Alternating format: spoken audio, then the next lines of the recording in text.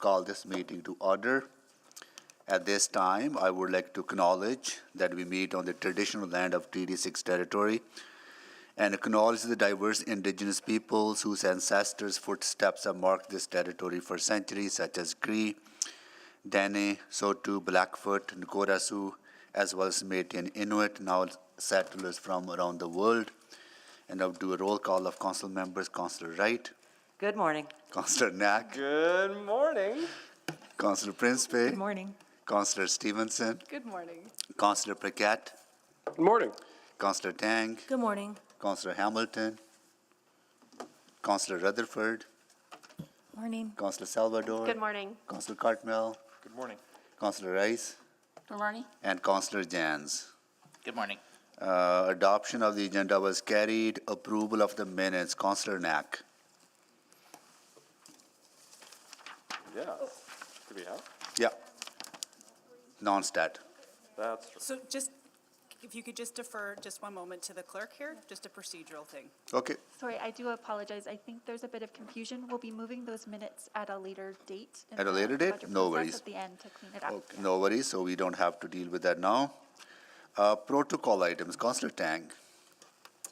Yes, I do have a protocol item. Good morning, everyone. December 3rd was International Day of Persons with Disabilities, and while council was not in chambers on Saturday, I would like to recognize an organization for increasing awareness of diverse abilities and promoting inclusion for Edmontonians with disabilities. War Amps was started in 1918 by amputee veterans returning from World War I to help each other. Today, they provide critical support to all Canadian amputees, including children, through education, advocacy efforts, and financial assistance. War Amps employs amputees and others with disabilities and serves the public through the key tag service, Play Safe, and Drive Safe programs and Operation Legacy initiatives. And since 1975, they have offered the War Amps a Child Amputee Champ program, which encourages the child amputees to develop a positive approach to amputation through comprehensive programs, helping them have the tools for independence. While there are countless individuals who commit their time and talents to this important work, I am pleased to recognize a member of the CHAMP program who also resides in my riding of Gatineau, in my ward of Gatineau. Ethan Siemens is an exemplary member of the CHAMP program and has gone above and beyond to volunteer his time. Ethan has acted as a safety ambassador since he was 6 years old, encouraging kids to spot the danger before they play.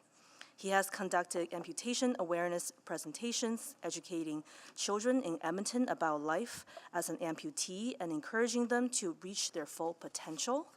He is an excellent example of the War Amps philosophy, amputees helping amputees, and has made a positive impact in Edmonton and the surrounding area.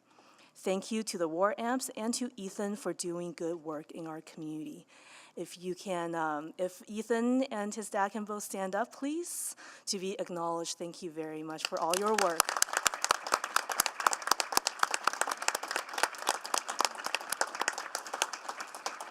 Thank you. Yeah, thank you so much for your work, and thank you so much for joining us in person. Nice to see you both. I also want to welcome grade 6 class from Evanmore School with their teacher Kip Matheson, and they are represented by Councillor Salvador Ward Métis. Welcome. Nice to see you all. Okay, so Clerk Ward, we were into our capital budget questions. What I would suggest that we carry on with questions and we do one round. I hope that will be sufficient for us to ask all the questions. Then we can probably get in, move into private to get some update on the risks associated with some of the projects that we were discussing earlier on, and get that information. Then we can probably get into to amendments if our questions are concluded. So I don't know if we had a list of speakers from last meeting. We did not have a list Okay, of please speakers. sign up to speak if you have, sorry, it's not speak. Sign up to ask questions. Questions. Capital budget. Questions on capital budget. If not, can someone move that we go into, sorry. Councillor Jans. I'll move that we go into private. Go into private. Second. Second by Councillor Rice. Okay, please vote.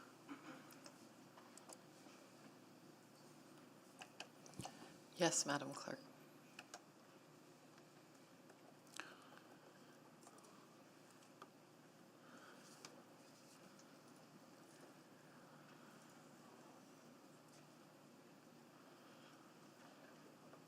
We're just waiting on 2 votes, please. I'm a yes. Thank you, Councillor Cartmel. We have all the votes.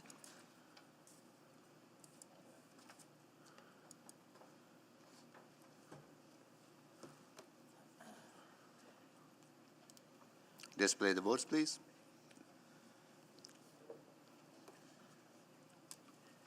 I can't see it on the screen, Clerk Ward. I carried. It is Sorry, carried? Mr. Mayor, there was a member of administration that started a presentation by accident, so we'll just defer to the clerk. She can declare the results verbally. Okay. It's carried. Okay, got it. Okay. You need a couple of minutes. Sorry, kids, you gotta leave. Sorry. Should we?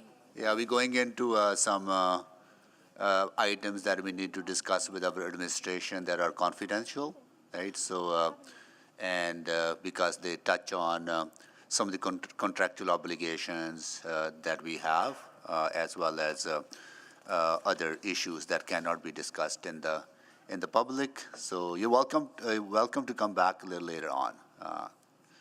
Sorry.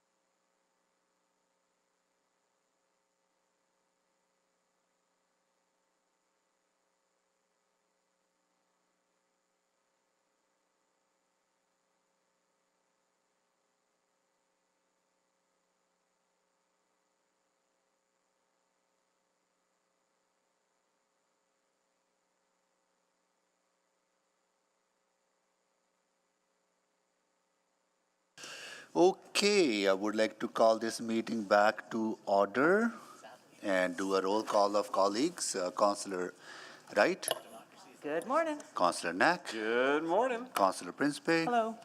Councillor Stevenson, Good morning. Councillor Paquette, Hello. Councillor Tang, Good morning. Councillor Hamilton, Good morning.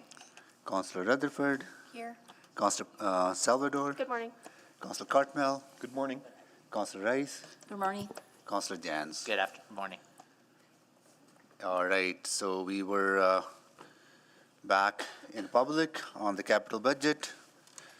I'll see if there are any questions, or maybe before go to the questions, there's some desire, Clerk Ward, among council members on putting together or moving a multi-part. And so it could be moved by a motion. It could either, or it could be done by unanimous consent if everybody was in agreement. If we needed a motion, it would need to be somebody from the prevailing side of the original motion to make that change. Okay, I'll ask council colleagues if there's a desire to amend the process to allow a council member to make multi-part, Yeah, just it's just an amendment with multiple parts to it. multiple part motion. Is there desire? Nope, there's no unanimous consent. Okay, so we would need a motion. Do you have a motion that someone can move? Yes, I believe so. And just to They were all- confirm, it we're was wanting unanimously to approved. revisit the process that was I- agreed to on So November moved. 14th. Just So- hold on, we need to get the So wording. just a friendly reminder that somebody who voted on the prevailing side needs to make that motion, and Counselor Jans actually voted against the Yeah, motion process. so on anyone other November than 14th. Councillor Jans. Mr. Mayor, I'm happy to move the Okay. motion if I Need a have. seconder? I will second that. Councillor Stevenson. Okay, please vote. So can we just have a moment? We're just Yeah, go confirming ahead, we're please, yeah. understanding the motion. There's another Tricia quote, but I can't say it. So the following motion, so this continue down all the way.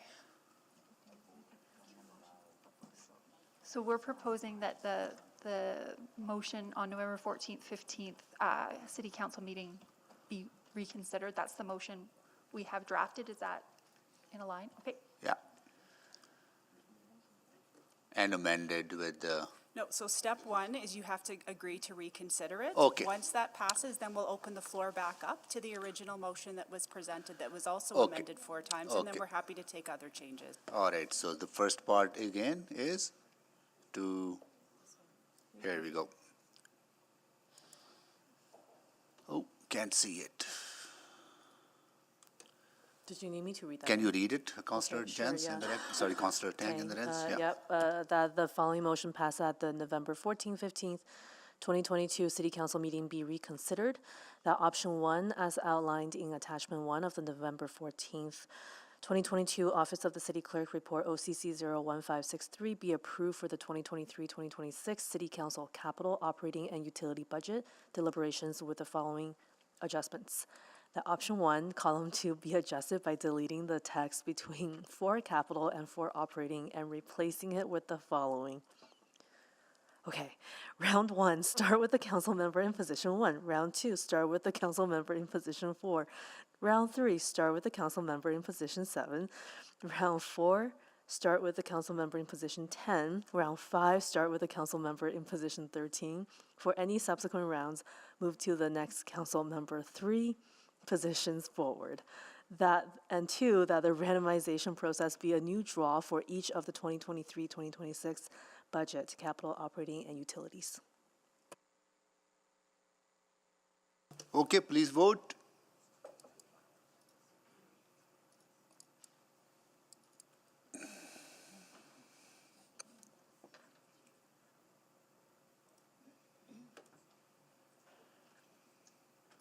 Did you send it?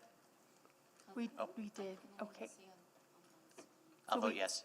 Thank you, Councillor Jans. We have all the votes. Display the votes, please. That is carried. And what's the next step?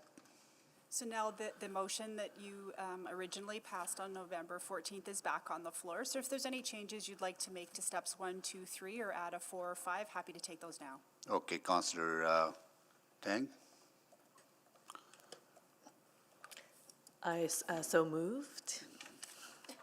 What are you moving? Sorry, That a multi-part, So you want to be able, so just for clarity, for operating in capital, you would Yeah. like to enable any member of council to make a multi-part amendment regarding either reductions or increases at any part throughout the process? yeah, or combine them together.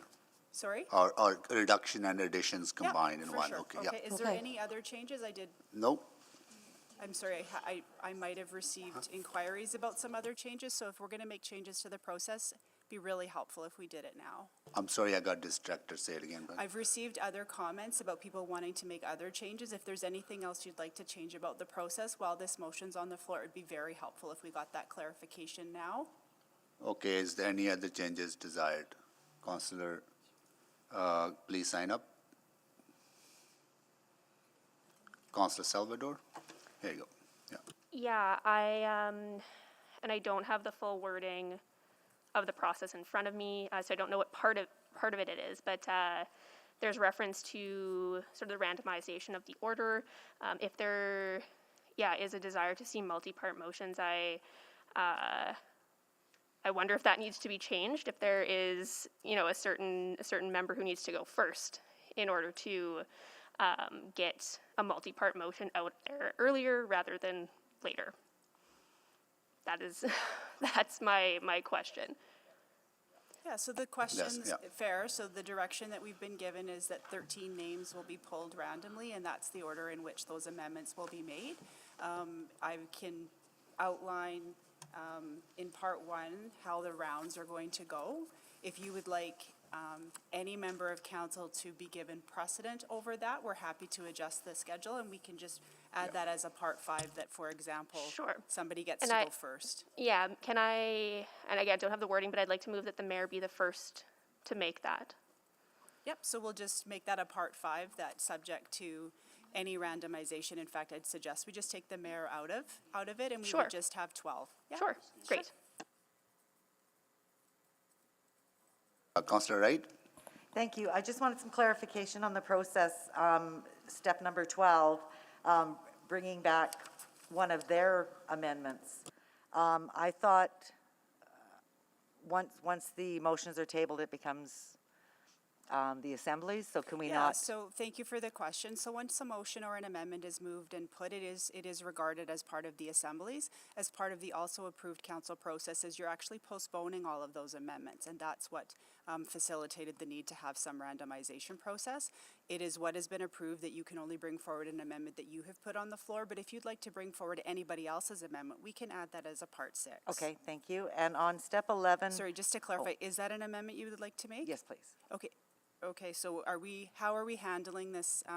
Mayor, are we just gonna take a sort of catalog of changes and then we'll deal with it one at a time? Because we're sort of out of amendments to amendments at this point, because we've already got 2.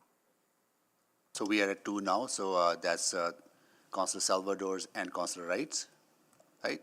So the multi-part amendment, who Cons- moved that? Councillor Tang moved Okay, that. and then we've already got Councillor Salvador, so perhaps we could just start at the bottom, which would be Councillor Salvador's. Okay, let's vote on first, please, So that, so just to clarify that the mayor, the wording while we're crafting this on the fly would be that the mayor be removed from the randomization process and be given first opportunity to make amendments for both operating and capital. got it. That's the first decision, and that's a part 5. Okay, please vote. Sorry, and who is the seconder, Mr. Mayor? So Councillor Salvador moved it, Councillor Second. Rutherford seconded it. Yeah. Please vote on that.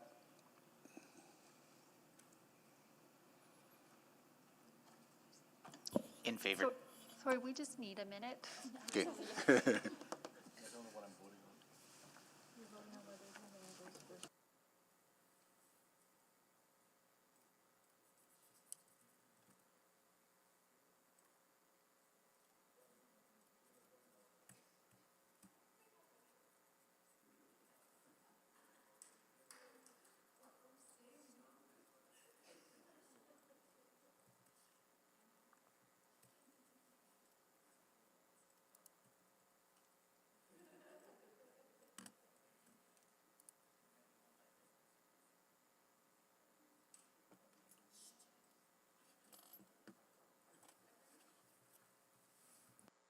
I'd like to move an amendment that every time somebody speculates on when we're going to be done, they have to do a lap around the chamber. Yeah, the whole thing. Nobody seconded that, so. I second it, and I'd like to, I can't now Do make that, an amendment to make it 2 no. laps, but that's fine.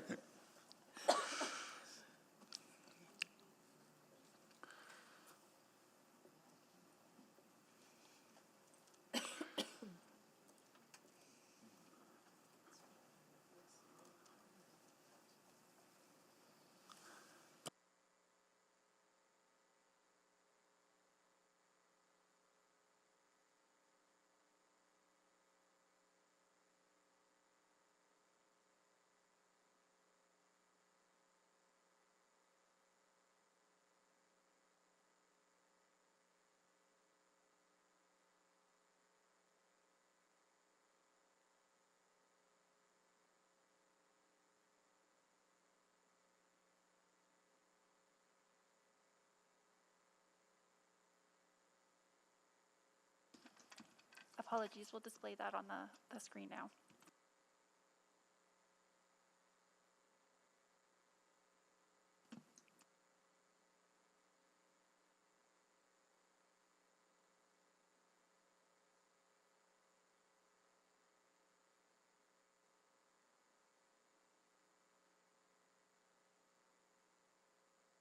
It's on the, can see it now. Please vote.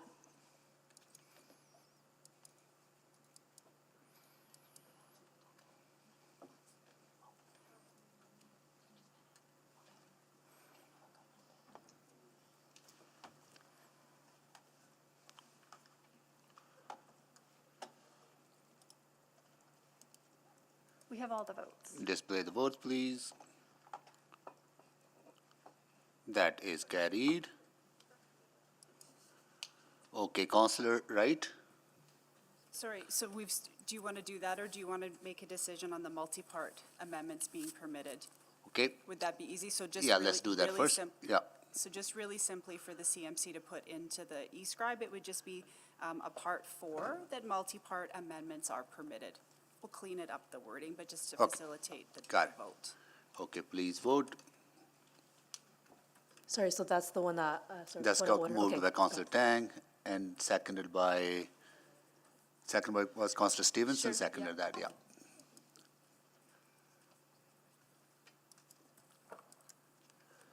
All right, here we go. Please vote.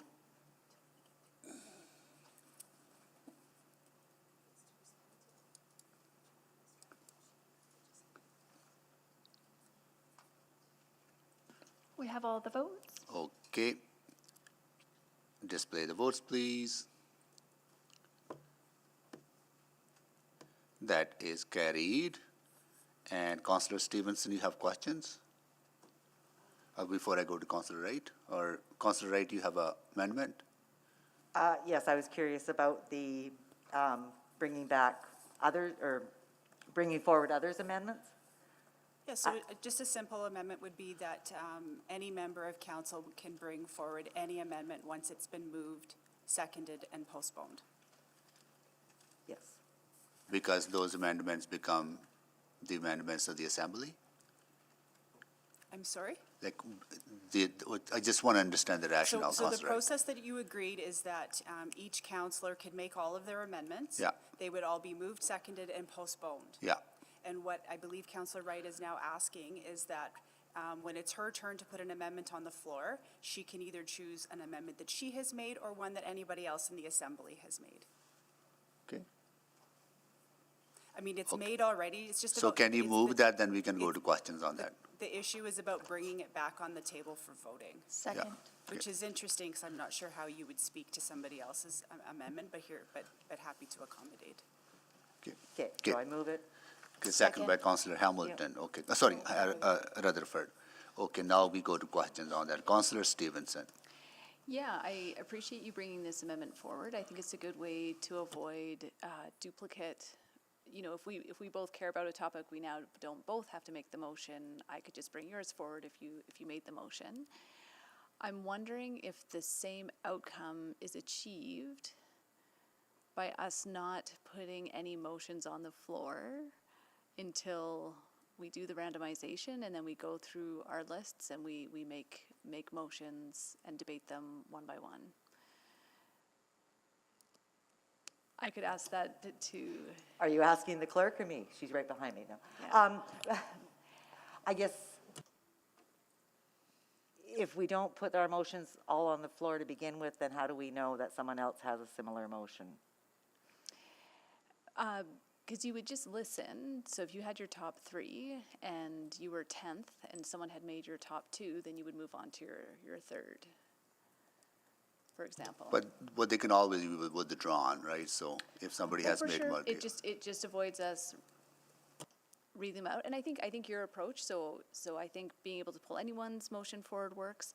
I think that the other advantage of that approach is that we can be dynamic. So for example, if a motion passes, we could choose to change our motion before even putting it on the floor rather than having to amend it. Or would it help, so if I put a motion on the floor, somebody has a different way of approaching it, they could make amendment to that motion then? Yep. I mean, it's small points. I think what you've proposed, I really support. I think it avoids duplication, which is really positive. I think not having to, being able to do amendments to our own motions prior to even putting them on the floor is just an easier step. But I will listen to what others think as well. Thank you. Councillor Hamilton? You're up. Yes.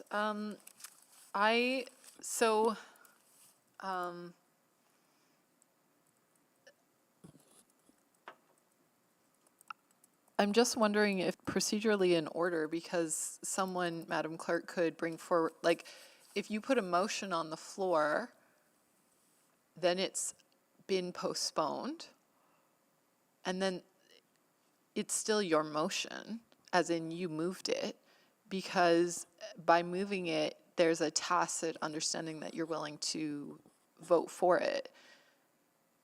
If somebody else then moves it again, that, like, the motion's already on the floor. So just to clarify the language, it's already been moved, seconded, and postponed. Yes. The actual activity procedurally is to bring it back on the table for debate. So would it still be moved by the original mover, or would it be moved by the new mover? It would be moved and seconded as originally stated. What the counselor would be doing is, instead of bringing forward something that they wanted to vote on, basically the third step is to bring it forward for debate.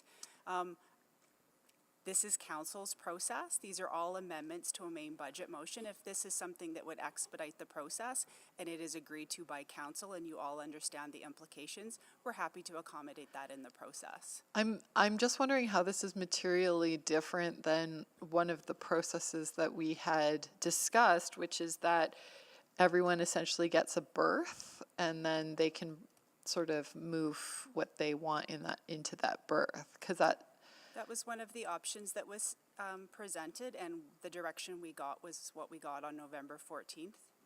And here we are. Yep. All right. I'm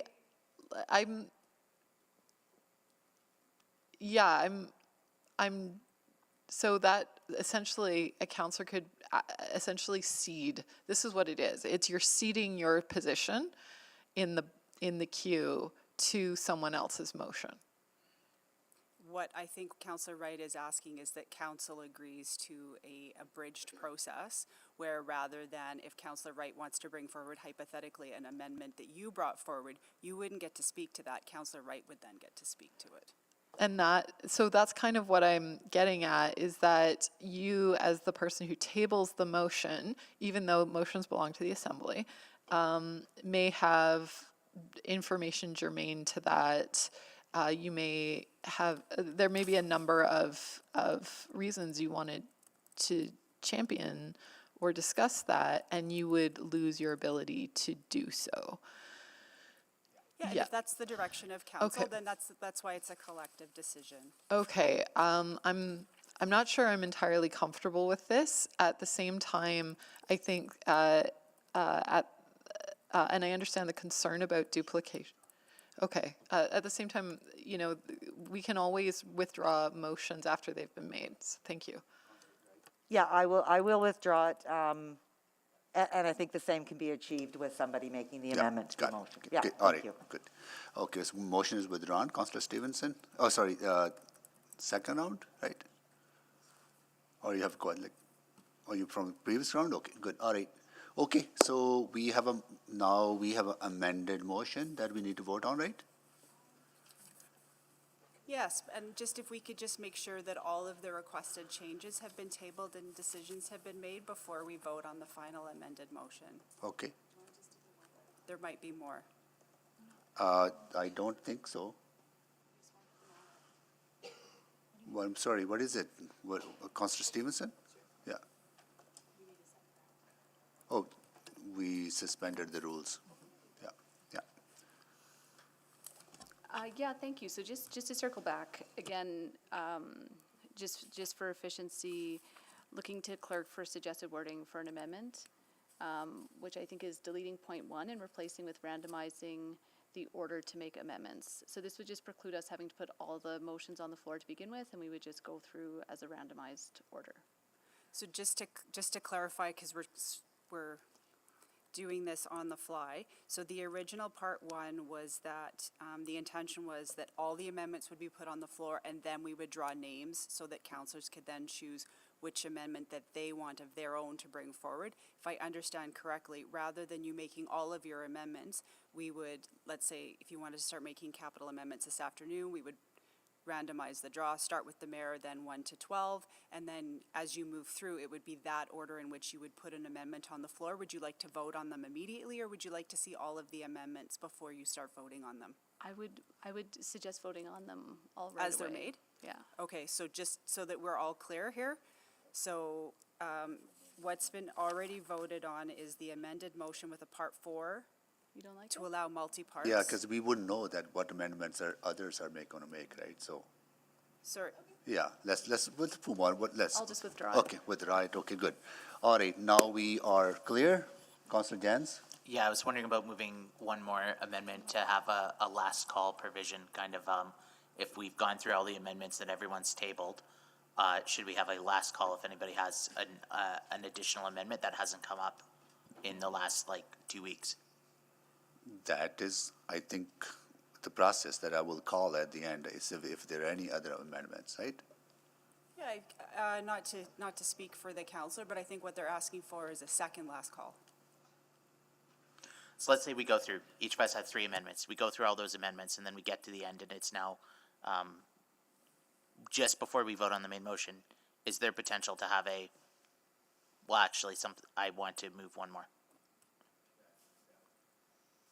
Then we would not, then what happened if it 30 amendments? I got time.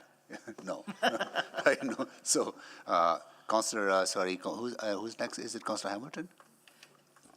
Yeah, because I just want to clarify the process that you, so we table capital amendments, postpone them for the randomization order, and then table operating amendments, postpone them. We debate capital, and then set aside, sort of once we finish debating capital amendments, we set that aside, like win, lose, or draw. We debate operating, win, lose, or draw, but we don't pass capital until we're finished operating, because there might be something that happens in the operating budget that impacts capital, correct? And that precluding any sort of further action under capital, after the main debate on capital is complete, would limit our ability on operating. Yeah, so just one minor correction. We're not randomizing the order in which the amendments will be put forward or which councillors will be bringing forward their own amendments until all the amendments have been tabled. Okay, all right. So capital, main motions on the floor, amendments, then you're going to go pause all that, then you're going to go to operating, put the main motion on the floor, amendment for operating, then we're going to be doing the randomization because we were asked to have multiple draws Yes. for operating as well as for capital. Yes, okay, all right. But the point about capital the main capital motion being postponed until the completion of the operating discussion stands. Absolutely. Okay, so we may want to leave something organizationally in, or at this table, so that if we need to make adjustments, we haven't boxed ourselves into a corner on operating, or between the operating and The capital. last things you do is you vote on the main budget motions. Yes. At the very, very end. Yes, but we don't want to create rules that preclude us from adjusting the main motion. You Okay. will have to adjust the main motion if there is even but one amendment made. Okay, thank you. Okay, Councillor Rutherford? Yeah, I just need some clarity because my understanding was that we would debate all of the capital, we would do all of that, and then, because there's capital impacts of operating, then we would do the operating, because some of my operating motions are dependent on what comes out of capital. Yeah, so you will be voting on capital before you vote on Yeah, operating. but I'm also very concerned that I haven't got all my operating amendments from administration yet. Yeah, and I think as soon as we recess for lunch, those of us that are involved in that process are gonna go through and see if there's anything else outstanding, and we appreciate that there's a couple that we need to get through. We're working real hard to get those back to you just as soon as possible. Okay.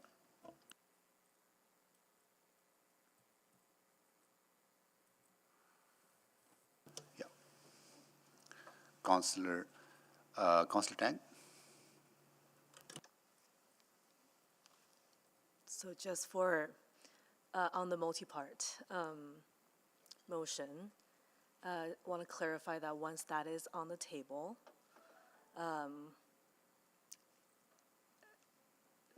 that will be the one that's debated first. Well, I don't know who would be making such a thing, but the order that's just been approved here, not been voted on the main motion, is that the mayor gets to go first. Right, so, right, okay. So no, what I heard was that the mayor gets to put it on first, so he's not part of the randomization process. So I am inferring from that when we come back to capital reductions, the mayor would, if the mayor happens to have made a multi-part amendment, council would choose to vote on that first of all. That was my understanding and the Okay, intention. that's my understanding too. Great, thank you. Yeah, thank you for that. And just on that, just for absolute clarity, okay, sorry, I should give the chair to Councillor Wright. Chair. What I need clarity on is that once I move that multi-part motion, it could include reductions and additions in the same. Well, that's interesting because council already approved an amendment, previously approved that you wouldn't be doing that. You would be voting on reductions first and then increases. But if you would like to change, the motion is on I the think floor. that is This the your intent. process. That is If you the want to intent. change that, then Yeah. that's a really easy fix, and that Okay. would be to strike out part 3. Which is, So moved? okay, Councillor Stevenson needs second. Second. Okay, got it. And also need clarity on that, which is that once I move that addition, a reduction and additions, we'll debate and vote on it, right? Okay, that's different, but we can also, so what you approved was to basically put the capital amendment, the main motion on the floor, make all of your amendments. You weren't going to vote on them until they were all tabled. As part of the amendment that was moved as part 4 was to permit multi-part amendments. I asked if your intention was to vote on that, and I understood that wasn't the intention. But if the intention is you want to be able to vote on that right away, this is your process. Yeah, Mayor that's Sohi, my happy to understanding accommodate was. whatever works. I would just like all of Yeah. your colleagues to have the same information. Okay. Is that the intent? That I move, we debate, vote, then other amendments are made? Okay, got it, okay. Okay, so just yeah. to be clear, you have it, there's an amendment on the floor to the main motion from Mayor Sohi, seconded by Councillor Stevenson. The amendment is simply to strike out part 3. What that means is councillors are if that passes, councillors are no longer encumbered to be dealing with reductions and increases. You can just deal with it in the basket of capital and then operating. Yeah. Is that what you intended to move? I was Councillor It wasn't me moving, I think Councillor Stevenson moved it. Yeah, yeah. Sorry, who moved that? And who seconded it? I just wanted clarity on that. Sorry, who seconded it? Tang. Thank you.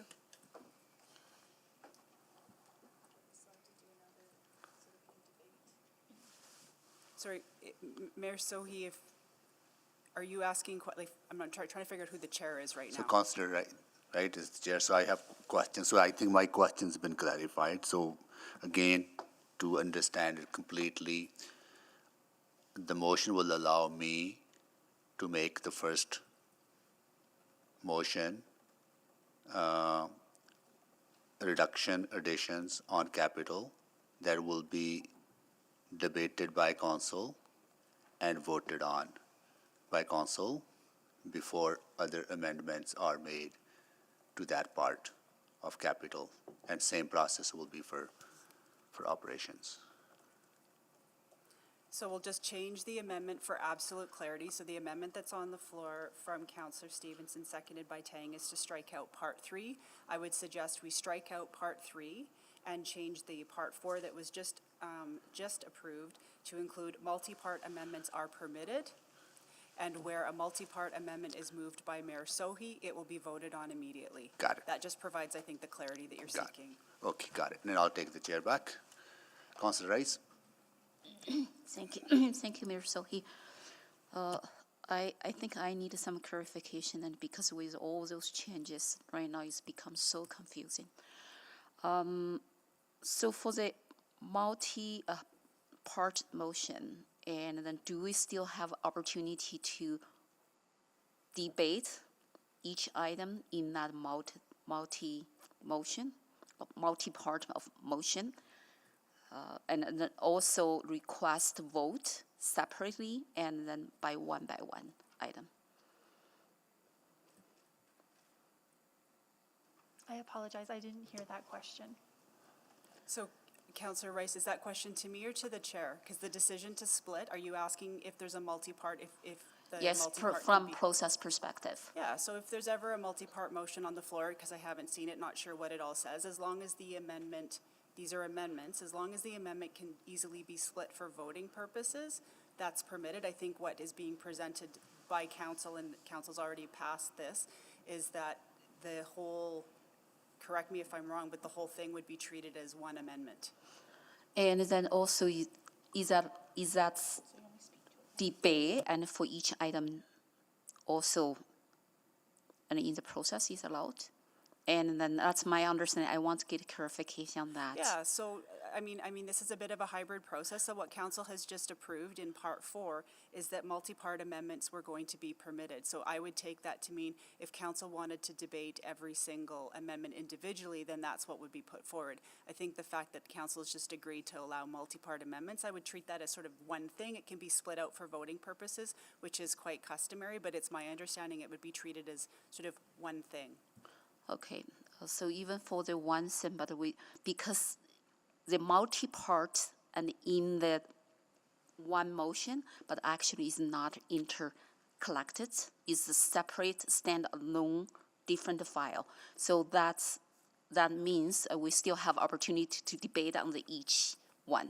So I just want to get that clarification. I would treat it sort of the same way that you do when you select items for debate. So to take a normal council agenda, there's 10 items on the agenda. If there's Okay. one or two that hypothetically speaking you're interested in having a conversation about or you need more clarification, again, defer to the chair on how you want to manage this. But I think the intention of the amendment to the process was to allow a multi-part amendment to be put on the floor, and it can be talked about collectively. There might be 10 elements, there might be 5 elements, I have no idea. And that's sort of to facilitate a collaborative, collective discussion, and then there's one vote. If a councillor at any point in time would like to see that multi-part amendment split out for voting purposes, not to speak to every single one of it, but just for voting purposes, which is your normal practice, I would say that's completely in order, but the decision will come from the chair and not from the clerk. Okay, thank Thank you. you, Councillor Rice. Councillor Cardwell? Well, I was kind of hoping we'd run out of time. Oh. So if,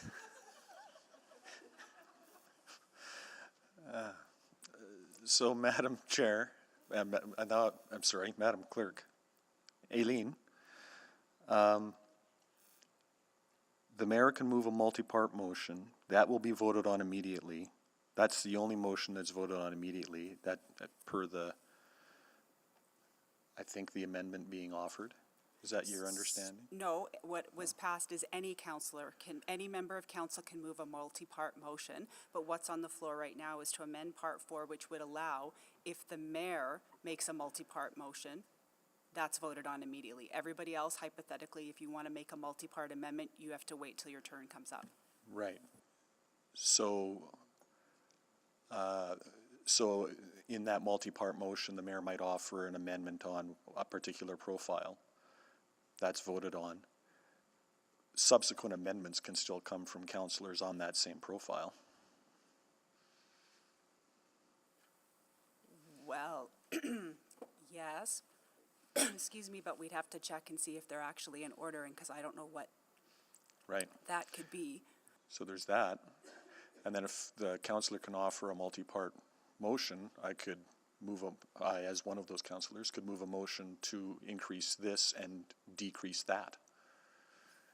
Yes, but remember, once council's voted on an amendment and it has passed, it would then be out of order if an amendment was to be put on the floor that had the force and effect of being the opposite of what is already being passed. Which makes it pretty hard to vote on the mayor's bundle of amendments before seeing all of the rest of the amendments. He asked rhetorically, Don't you think? don't you think? I think we should stick with what we passed and get on with it.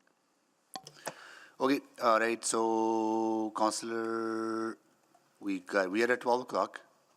Councillor Wright, you have questions? My question was any multi-parts, would that include increases and decreases? And I guess I had that answered Yeah. already. Councillor Salvador, you have questions? I do have a quick question, yes? Go ahead. Madam Clerk, can you just remind me, so Part 3, we're saying to strike Part 3. That is, Sorry, thank you for that, and I apologize, this isn't all up on the For screen, sure. but if anybody's listening, it was passed on November 14th in its entirety, so anybody can see this. That Part 3 that we're asking, or that council's asking to be struck, is that the budget decreases be dealt first for each of the 2023 to 2026 budgets, capital, operating, and utilities, and then budget decreases. If that is struck out of the process, then multi-part amendments, increases and decreases can all be put on the floor at the same time, is how I'm interpreting this. I guess I have questions about that. That's not how, like, I understand it for, if there's gonna be a multi-parter right off the bat coming from the mayor. Yeah, so what's supported in that context, but, I guess that would mean that we would have to potentially go back and reconsider the way that we've designed our amendments. Is that correct? Or is it only for multi-parters? No, the amendment that was passed to the original process back on November 14th said everything decreases dealt with first for capital, then increases.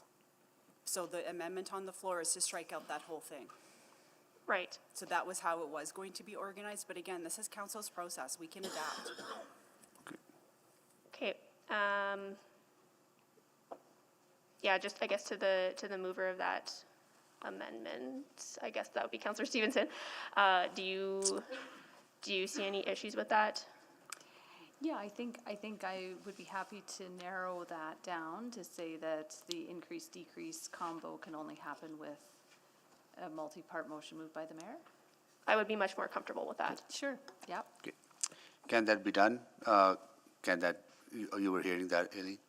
It might be a really good time to take a recess, so yeah, I we'll can do work that. with the We'll figure clerks it to out. clean this up so that council actually Yeah, understands what they're we'll be being back asked at to vote 1:30. on. Okay.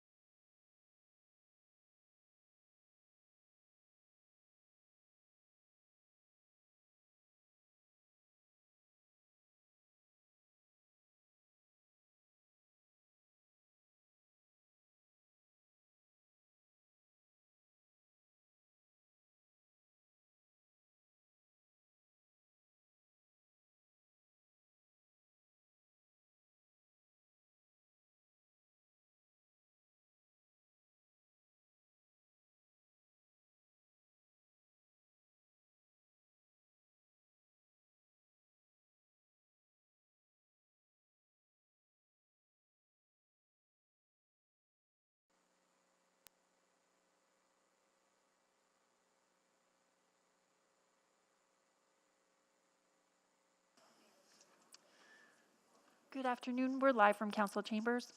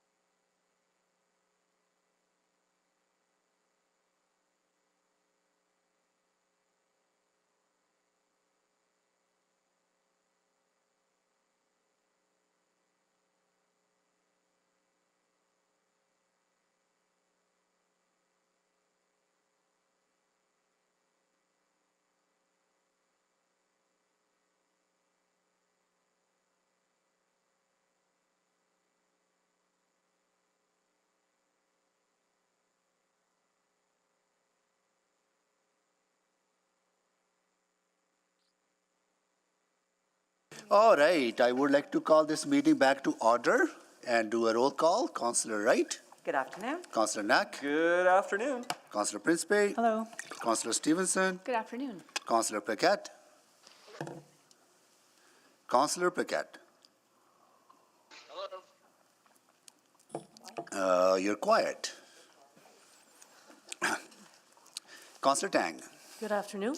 Councillor Hamilton, Hello? Councillor Rutherford, Hello. Councillor Salvador, Hello. Councillor Cartmel, Good afternoon. Councillor Rice, Good afternoon. and Councillor Jans. Hello. All right.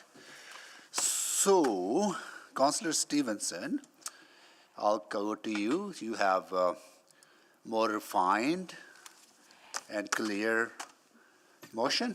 Thank you, Mr. Mayor. Yeah. So, to restate my motion, I would move that Part 4 and 5 be struck and replaced with that Mayor Sohi be removed from the amendment randomization process, be permitted to make amendment that include increases and decreases, and that these amendments be voted on prior to moving into the randomization process for the other councillors. Okay. And Councillor Tang? Second, yep. Seconded that. You want to make a quick introduction, Councillor Stevenson? Oh, thank you. Yeah, I really appreciate the conversation from this morning. The restating of this is just to clarify the process so that, again, the mayor will be able to make the first motion. He is able to make a multi-part motion that includes increases and decreases, and that we will vote on that prior to the others. So I Okay. believe that clerks will be printing off the full motion Yeah. with the entire process, so we can see it all at once. Okay. Thank you. Councillor Cartmel, questions? Thank you. Not questions. If others have questions, they can go ahead. I'll just simply say that I don't support the part about voting on that first. Happy that they're tabled, but I'd like to see all of the amendments tabled and postponed before any debate and voting. So I would put forward an amendment to this amendment that strikes the part about voting on the mayor's motion first. Okay. So you want to move that? I will move that. Okay, need a seconder? Second. Second, Councillor Rice. We have amendment to the motion. Any questions on the amendment from Councillor Cartmel? Sorry, Councillor Cartmel? Any? Seeing none, can we vote on that, please?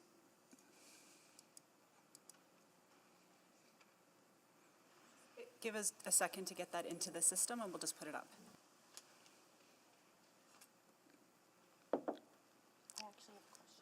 Oh, sorry, Councillor, I called the vote. Yes. Sorry, we don't even have it up on the screen, nor have we sent it out, so we're just preparing that the amendment on the floor, then there's an amendment to strike out Part 3 of the amendment on the floor. Okay, so that is on the floor now. So, Councillor Rutherford, you have question? Yeah, just to the mover, so your intent is that all the amendments are put out there, tabled, and then it would still be the mayor that would do his first, and then we would debate and vote on that. But then all of the amendments are kind of out there, and so we're aware of them. Is my understanding correct? Yes. Okay, yep, thank you, appreciate that. Thank you, Councillor Rutherford. Okay, any more questions? Are we able to vote on now? I believe, I'm just looking to see if our colleagues have it in the system, ready for voting. Yes, we do. Okay, please vote. Yes, but this is Councillor Paquette. Thank you, Councillor Paquette.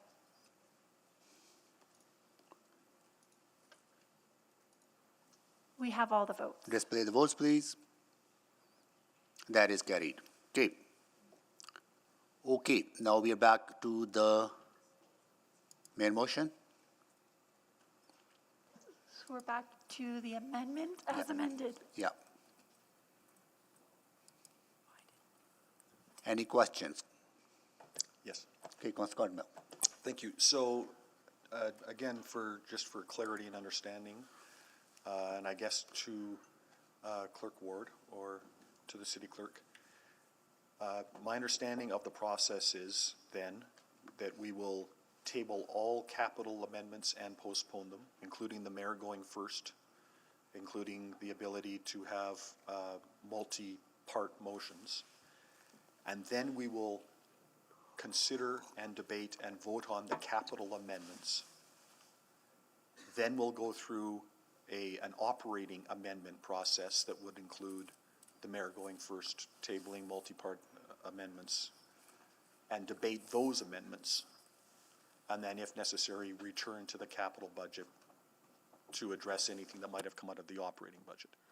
So I think I followed all of that. The one clarification that I just want to make, before lunch, there was an amendment on the floor to allow multi-part motions by anybody. What has been restated now, it's only the mayor that is permitted to make a multi-part amendment.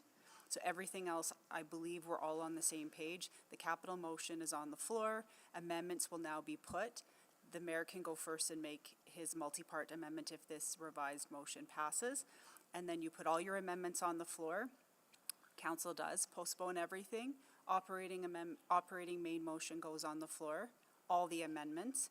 Then we do the randomized draw process. The mayor is excluded from that process. The first vote would go to be whatever the mayor puts on the floor. So I think this is the misunderstanding here, is that we would put the capital amendments on the floor and postpone until everybody's had a chance and we're out of amendments, and then we do capital before we go to do anything at all about operating.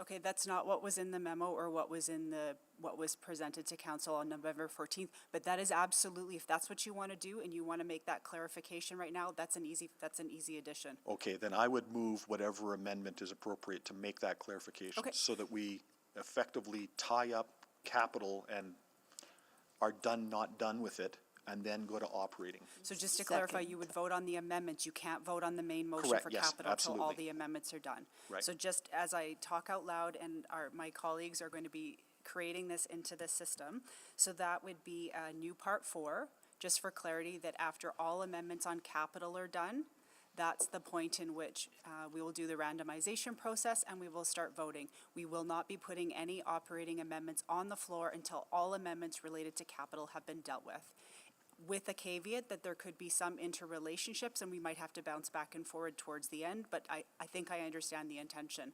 Yep, we can get that prepared. Great, thank you. I'd move that. I think there's a seconder. I'll second, yep, thank you. Seconded by Councillor Stevenson. Okay.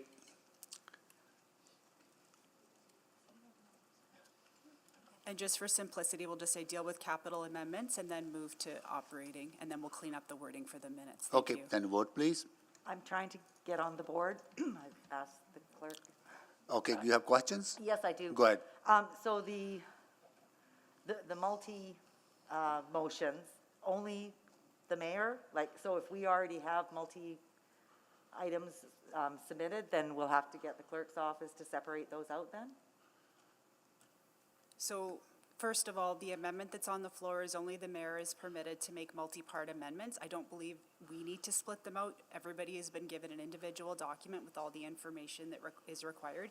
If hypothetically you had a 3-part amendment, you could just indicate at one time what amendment you want to put on the floor at what time.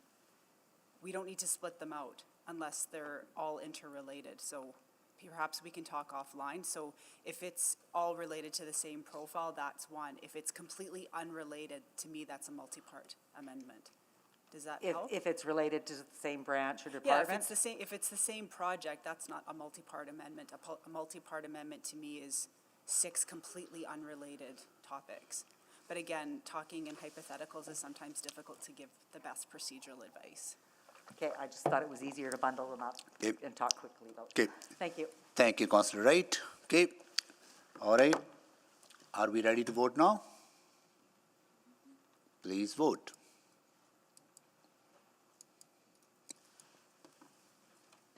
Yes, Madam Clerk. Thank you, Councillor Paquette. We have all the votes. Display the votes, please. That is carried.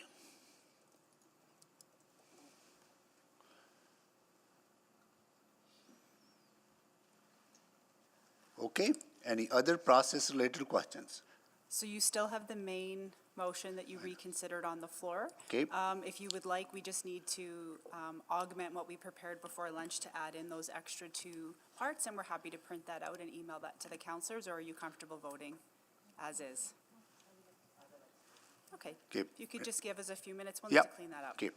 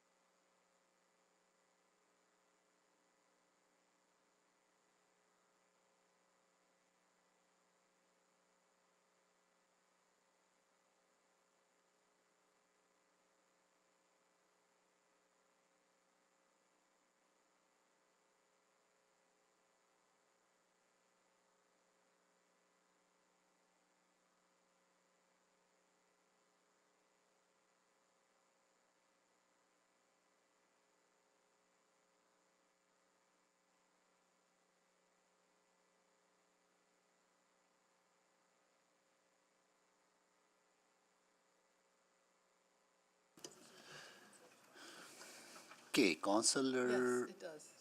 Councillor Tang, you move this, right? Yes, I believe so. Can you read it in? Okay, Sorry, just for clarity, this is the original motion that was put on the floor on November 14th. Yeah. And I'm sorry, but I had Councillor Rutherford sorry. Oh, Councillor had moved Rutherford. this back in November. And so since it was put back on the floor and it was just amended, it still actually belongs to you, Councillor Rutherford. Okay, Councillor Rutherford. Go ahead, Councillor Rutherford. And who seconded that, sorry? Councillor Rice seconded this. Councillor Rice, okay. She may not want to anymore, but that's okay. So She can still vote against it. So I am going to restate that option one, as outlined in attachment one of the November 14th, 2022 Office of the City Clerk Report, OCC 01563, be approved for the 2023 to 2026 City Council Capital Operating and Utility Budget deliberations with the following adjustments. One, that option one, column two, be adjusted by deleting the text between the for capital and for operating and replace it with the following. Round one, start with the council member in position one. Round two, start with the council member in position four. Round three, start with the council member in position seven. Round four, start with the council member in position 10. And round five, start with the council member in position 13. For any subsequent rounds, move to the next council member 3 positions forward. Two, that the randomization process be a new draw for each of the 2023 to 2026 budget, for example, capital, operating, and utility. And that budget decreases be deleted for the three, that budget decreases be deleted for the first for each of the 2023 to 2026 budgets, capital, operating, and utilities, and then budget increases. And four, that Mayor Sohi be removed from the amendment randomizing process, be permitted to make amendments that include increases and decreases, and that after capital amendments are done, the randomization process will begin and voted on before moving to operating. Second? I need a seconder. I need a seconder. Sorry, before the seconder, can I just clarify that you read that on part three, that budget decreases will be dealt with first? I think I heard a different word. Yeah, you said deal with first. Oh, okay, sorry. That budget decreases be dealt with first for each of the 2023 to 2026 budgets. Can I need a seconder? Second. Councillor Salvador seconded that. Councillor Rutherford, questions on this? Councillor Rutherford, questions on this? No. Councillor Rice, questions on this? Yes. Go ahead. So part three, and part three specific talk about we deal with first, deal with decreases first and then budget increases. So that part three only apply to councillors, not mayor, right? Because mayor and for the part four say includes increases and decreases at the same time. So I just want to confirm that.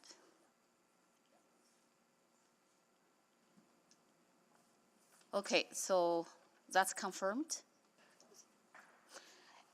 So then my next questions, Sorry, I want to double check. Part four applies to Mayor Sohi as it's so currently that stated. means only Mayor Sohi is allowed to make amendments at the same time, including decrease and increase. That's how it reads currently. So yes. that's what's this process. And then my next question, and for the voting purpose, can we separate and then from 1 to 3 and as one group and part 4 as a different group Sorry, say, what are you asking to split out? for the voting purpose? Yeah, what exactly are you wanting to split I out? would like to 1 to 3 for, That'll be, so you Yeah. would vote on 1 to 3 as a group, and then you want to vote on part Yeah. 4 separately? Sure. Yes. And I think, I just want to triple check, apologize for taking your time up, Councillor Rice.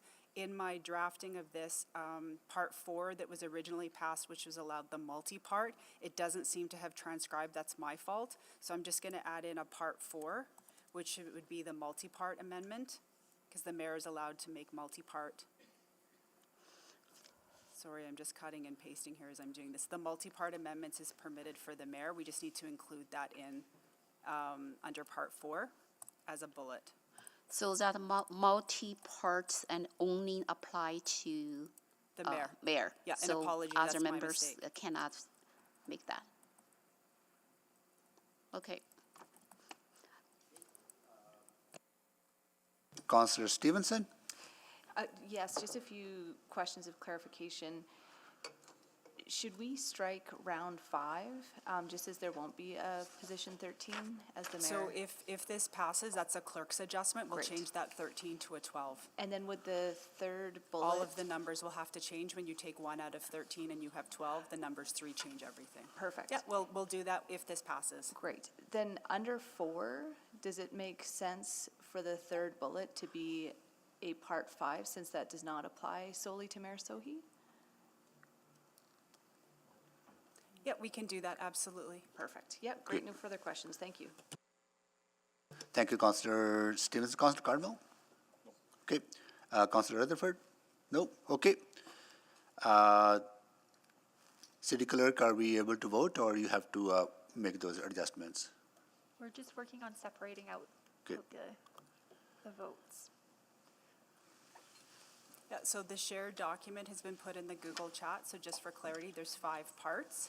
And so, Councillor Rice, I believe you wanted to vote on 1 to 3 together and parts 4 and 5 separately. So we just need to give the clerks a chance to set those 2 separate votes up. So Councillor Part 5, as Councillor Stevenson just highlighted, the very last bullet applies to all of council, not just to Mayor Sohi. Okay. Yeah, so did you want to vote on that as 1, 2, and 3, or did you want that voted out separately? So part 5 could be part of 1, 2, 3. Okay, great. So we just Okay. need to adjust that in eScribe. Okay. All right. Thank you, Councillor Principe. No, that's okay, thank Okay, you. thank you.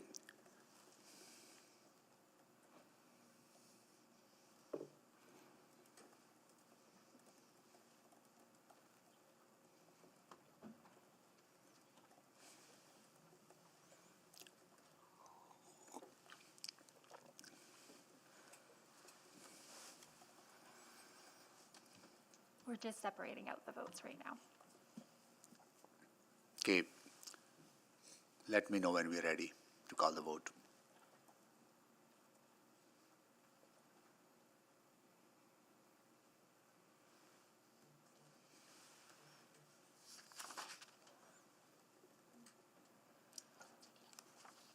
Yeah, we are ready, yeah. Okay. Please vote on part 1, 2, 3, and 5.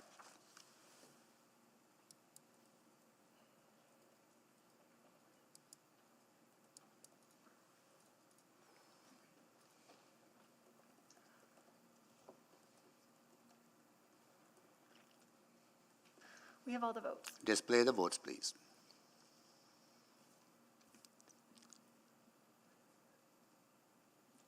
That is carried. Please vote on part 4. We'll just get that pulled up in just a second.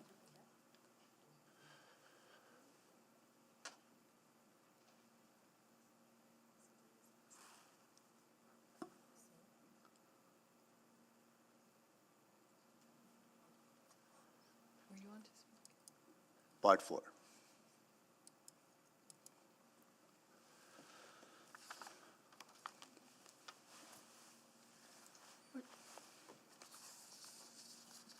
We have all the votes. Display the votes, please.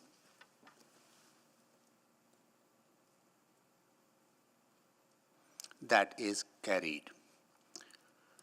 All right, just told that we cleared the deck, so can you please clear the deck? I'm just gonna, where do I sign on here? Here we go.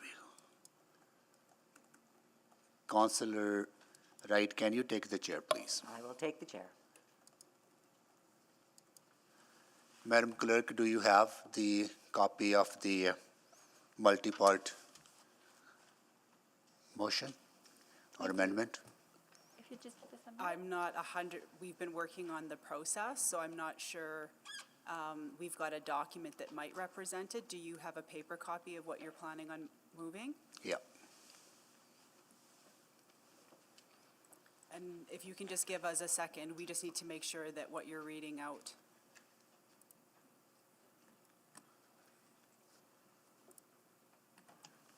Point of order, Mayor Sohi. Sorry. Madam Clerk, all of these amendments will now be tracked in a document that's shared with us? Yes? Yeah, so now that we have the process agreed to, and just let us catch up to where council's at, what will happen is once the amendments are moved, so hypothetically, if there's about to be a multi-part amendment put on the floor, we haven't contemplated how we're gonna track this, whether it's gonna be treated as one amendment or in the tracking sheets, but as soon as we get it, we'll load it into the system. That's just gonna take some time. We weren't contemplating on a vote right away, but I think we're okay to just put it all in the system. And then now that you're putting all of the amendments on the floor, they'll all be listed in the order that they're made. And that's just a shared document somewhere? It's going to be a document, so thank you for the question. We're going to, first of all, we're going to track it. Second of all, we're going to post it online so the public has it. There will also be a version that you'll have access to. It's the exact same document. You can't edit it, you can't change it, but 100% before you vote on anything, it's important to us that you actually have the correct wording. Great, thank you. And point of order, and Madam Curry, and then can we have the copy of this long multiple?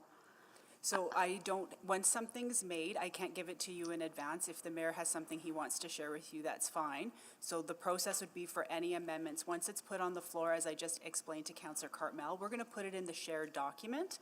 You, as long as all of your other colleagues and the public will get the information at the same time. And it'll be available to you online, as well as we'll also make it available to you in your inbox.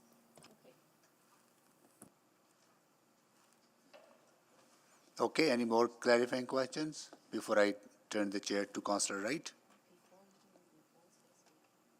Councillor Wright, can you take the chair, please? Happily, I will take the chair. All right, thank you so much, everyone. I know this has been can be frustrating process to figure out, but this is the process that we have, right? There's no magic in the hands of the mayor to expedite processes, but I want to first of all thank everyone who participated in the public hearing process, and I also want to thank council members and your offices for collaborating with my offices, because we have a shared goal of building a city for all of us, and us working together. It's a wonderful place to be here, and the reason that it will become in a better place once we went through the budget process, following all of us thoughtful and impactful insight.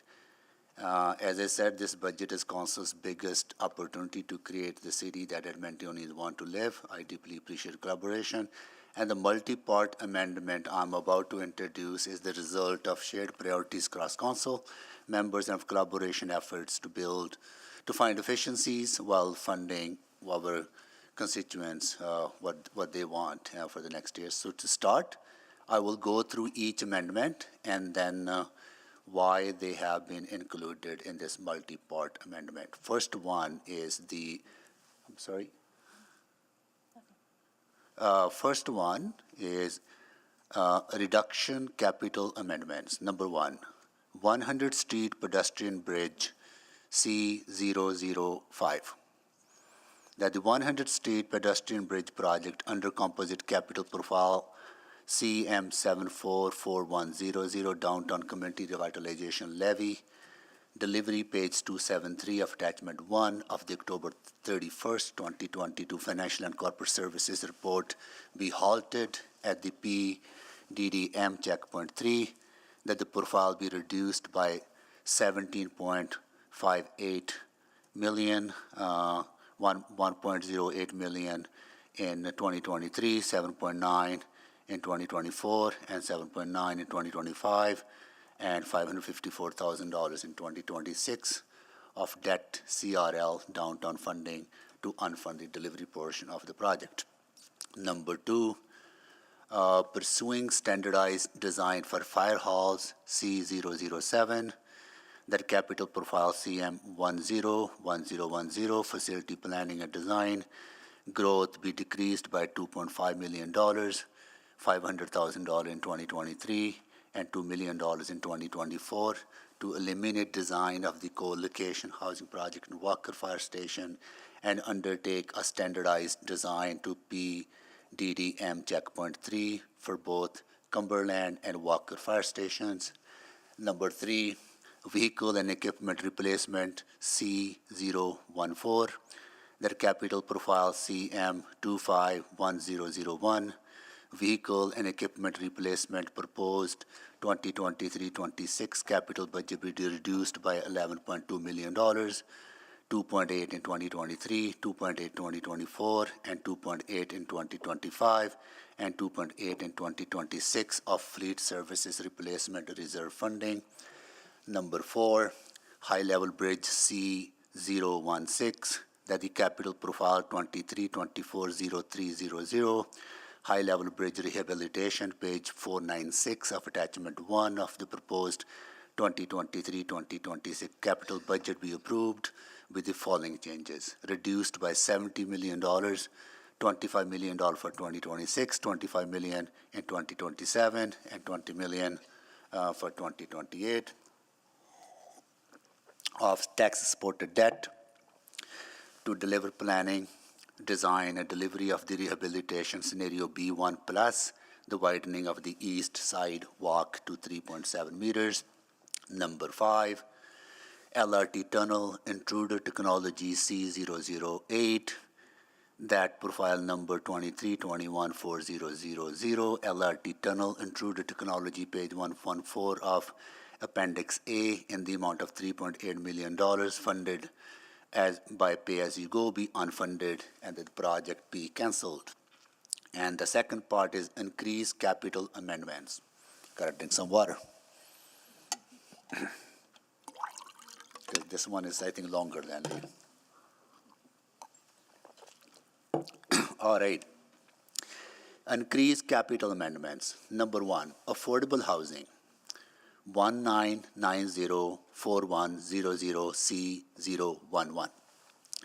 That capital profile 19904100, affordable housing land acquisition and site development, on page 663 of attachment 1 of the October 31st, 2022 Financial and Corporate Services Report FCS 01393 be increased by 22.9 $1,025,000 in 2023 for planning, design, delivery of affordable housing, 2023-2026 growth with funding from Financial Stabilization Reserve. Number 2, that the capital profile CM200310 bike plan implementation approach 1 as outlined on page 4 to 6 in attachment 3 of the October 31st, 2022 Financial and Corporate Services Report FCS 0139333, we approved with the following change: $100 million, 5.9 in 2023, 26.7 in 2024, $33 million in 2025, and $33 million in 2026 to fund planning, design, delivery of the bike plan implementation approach 1 project with funding from tax-supported debt. Number 3, facility update new C013, that the capital profile CM10001 climate resilient city facility upgrades be approved for $53 million, $5 million in 2023, $16 million in 2024, $22 million in 2025, and $10 million in 2026 to fund planning, design, and delivery of deep energy retrofits of city facilities undergoing renewal in support of climate resilient city facility upgrades with funding from tax-supported debt.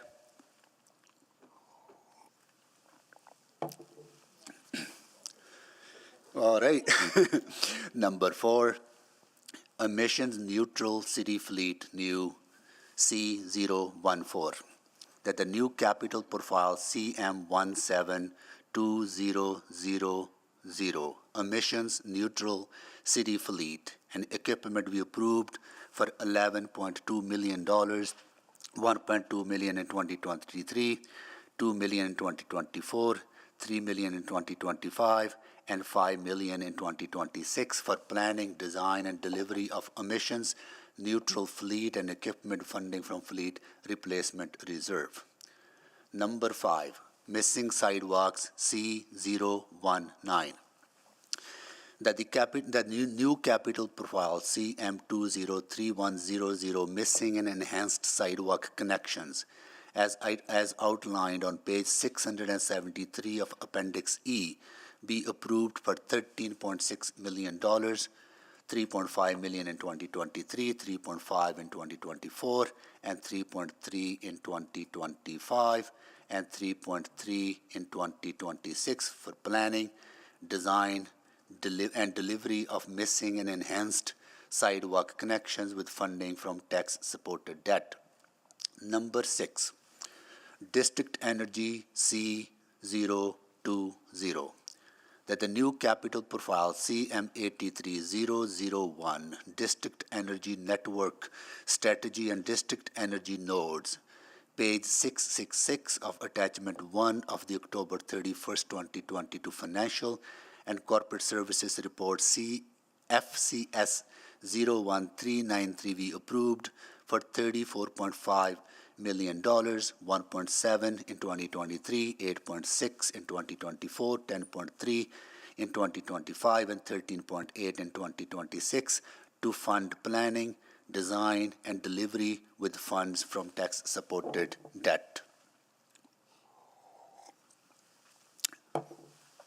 Number 7, Transit Priority Measures C021.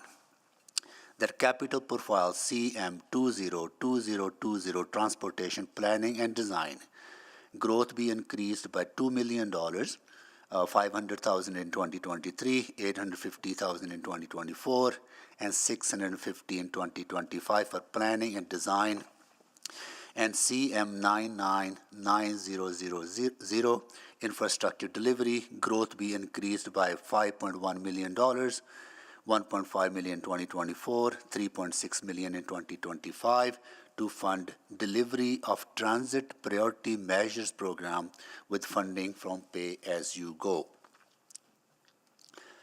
Number 8, Mass Transit Route B1 and B2 Route Planning and Design C023. That capital profile CM202020 Transportation Planning and Design growth be increased by $5.5 million, $1 million in 2023, $2 million in 2024, $2 million in 2025, and $500,000 in 2026 for planning and design to PDDM Checkpoint 2 of the semi-exclusive route B1 and B2 from the city plan mass transit network as shown in page 4, attachment 2 of the October 31st, 2022 Financial and Corporate Services Report FCS 01393 with funding from Pay-As-You-Go.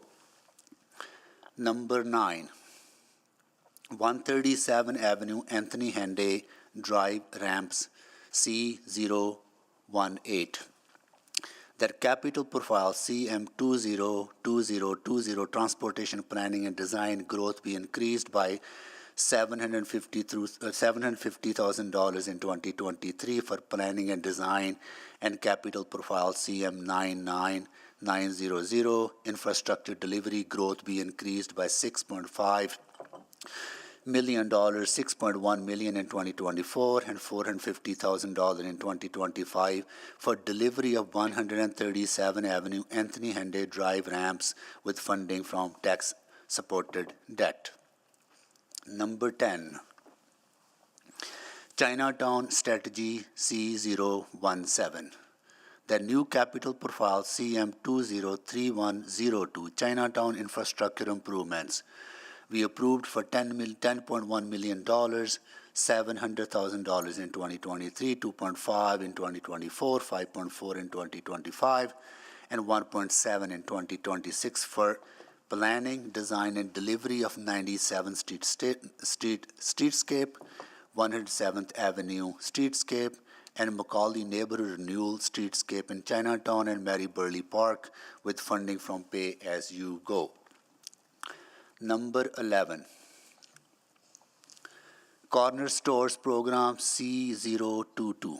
That capital profile CM404040 building great neighborhoods, planning and design growth to be increased by $750,000, $330,000 in 2023, $150,000 in 2024, and $150,000 in 2025, and $150,000 in 2026 for planning and design and CM40900 building great neighborhoods delivery growth be increased by $7.6 million, $1.5 million in 2023, $1.2 in 2024, $1.95 in 2025, and $2.7 in 2026 for delivery of the Corner Stores Program, page 674 of Attachment 1, with funds from Pay As You Go.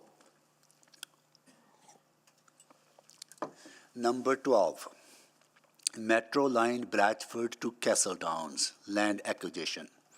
That capital profile 16667020, LRT preliminary design, Metro Line Bradford to Campbell Road be increased by $20 million, $2 million in 2023, $2 million in 2024, $2 million in 2025, and $14 million in 2026 for land acquisition required for the construction of the Metro Line LRT from Bradford to Castle Downs with funding from tax-supported debt.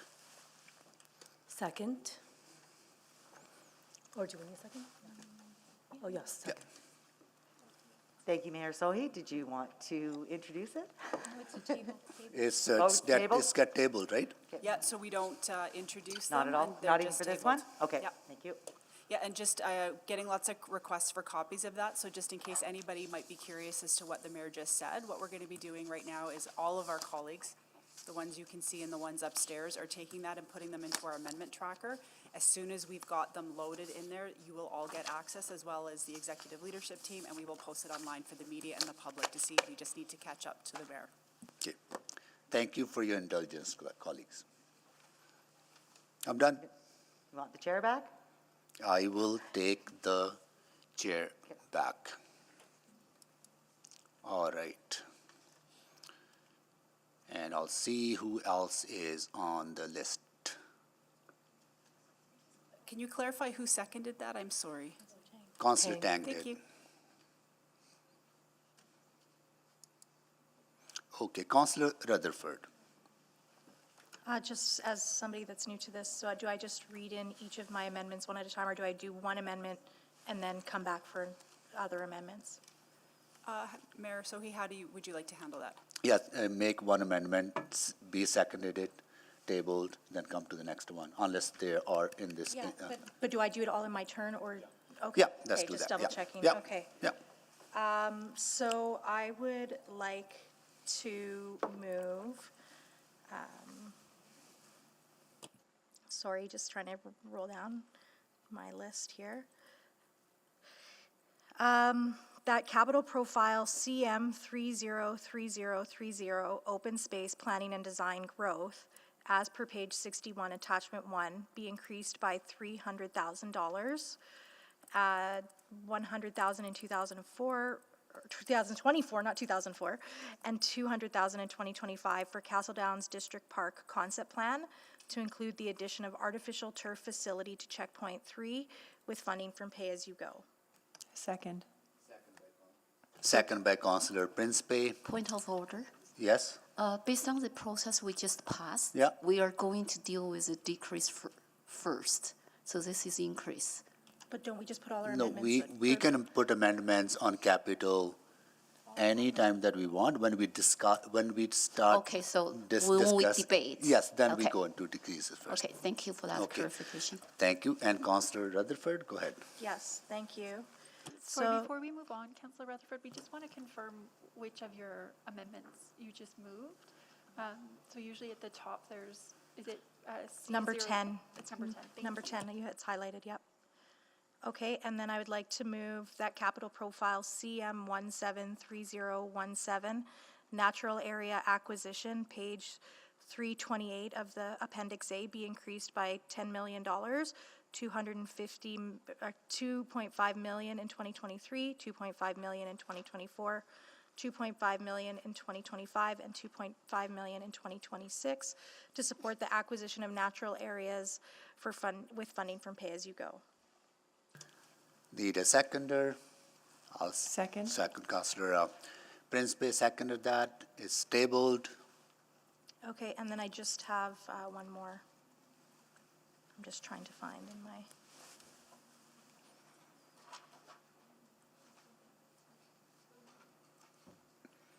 Okay, that capital profile CM 303030, open space planning and design growth be increased by 310,000, 200,000 in 2023 and 110,000 in 2024 to fund planning and design and CM 99-9000 infrastructure delivery growth be increased by 2,790,000 for delivery of Albany Urban Village and Carlton Urban Village Parks to Checkpoint 5 with funding from Pay-As-You-Go. Need a seconder? Second. Councillor Principe. That is tabled now. Councillor Rutherford. Councillor Cartmel. Thank you. I have a few. So the first one is my number 10, and that is that, and this is two-part motion. One, that funding for the following profiles be approved and held. Sorry, Councillor Carmel, can we just take a second? Yeah, We're just can you, confirming the so last we have few to actually find your documents, and as you're reading them out, we need Okay. to sign them off. So can you just give us 2 minutes Yeah. to call your docs up, please? Sure. You'll wait 2 minutes, no worries.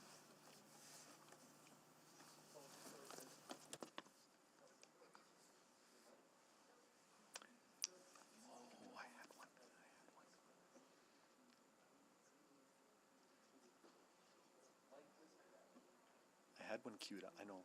Yeah, I know. I had one queued up, and I can't remember what it is.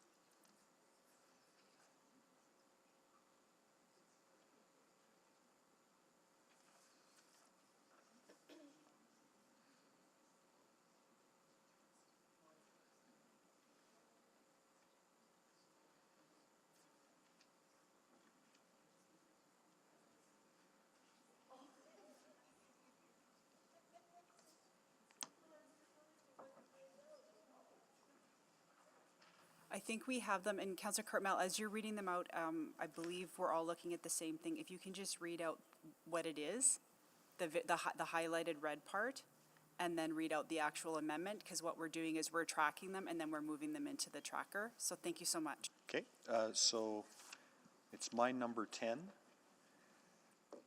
Municipal Development Corporation. Option 1 for the moment, and I'll read that in. So that's Part 1, that funding for the following profiles be approved and held in abeyance until a report returns addressing the items in Part 2. Edmonton Exhibition Lands, with the exception of $500,000. River Crossing redevelopment with the exception of $500,000. Industrial Commercial Investment Land Acquisition. Industrial Commercial Investment Land Development with the exception of $4 million. Residential Mixed-Use Land Development with the exception of $4 million. Residential Mixed-Use Land Development Acquisition. Transforming surplus city lands with the exception of $500,000. And Blatchford redevelopment implementation with the exception of $68 million. And then Part 2, that administration provide a report. Can we get a seconder on for part 1? Or is that it? It's a two-part motion. Okay, good, good. That administration provide a report on the previous work related to the advantages and disadvantages of forming a municipal development corporation based on the following principles. Point 1, create a new third-party corporate entity that would develop city-owned land, including residential and non-residential land, sell developed land on open market to builders, and partner with other private sector companies in development opportunities.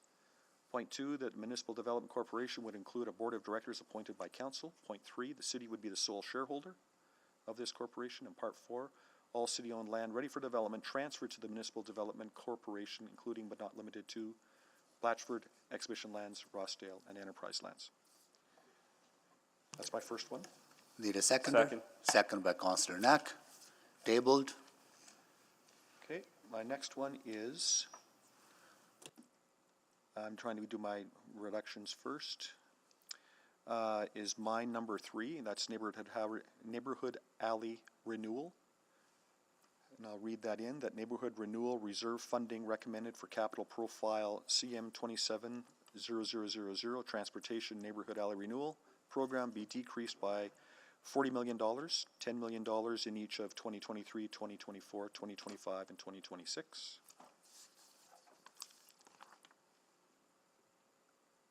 Need a seconder? For democracy, second. Counselor Knack seconded it. Ooh, editorial comment. Okay. Sorry, I'm trying to Tabled. Thank you, I'm sorry, Mayor Sohi. My third is my amendment number 5, new transit bus garage. And that is that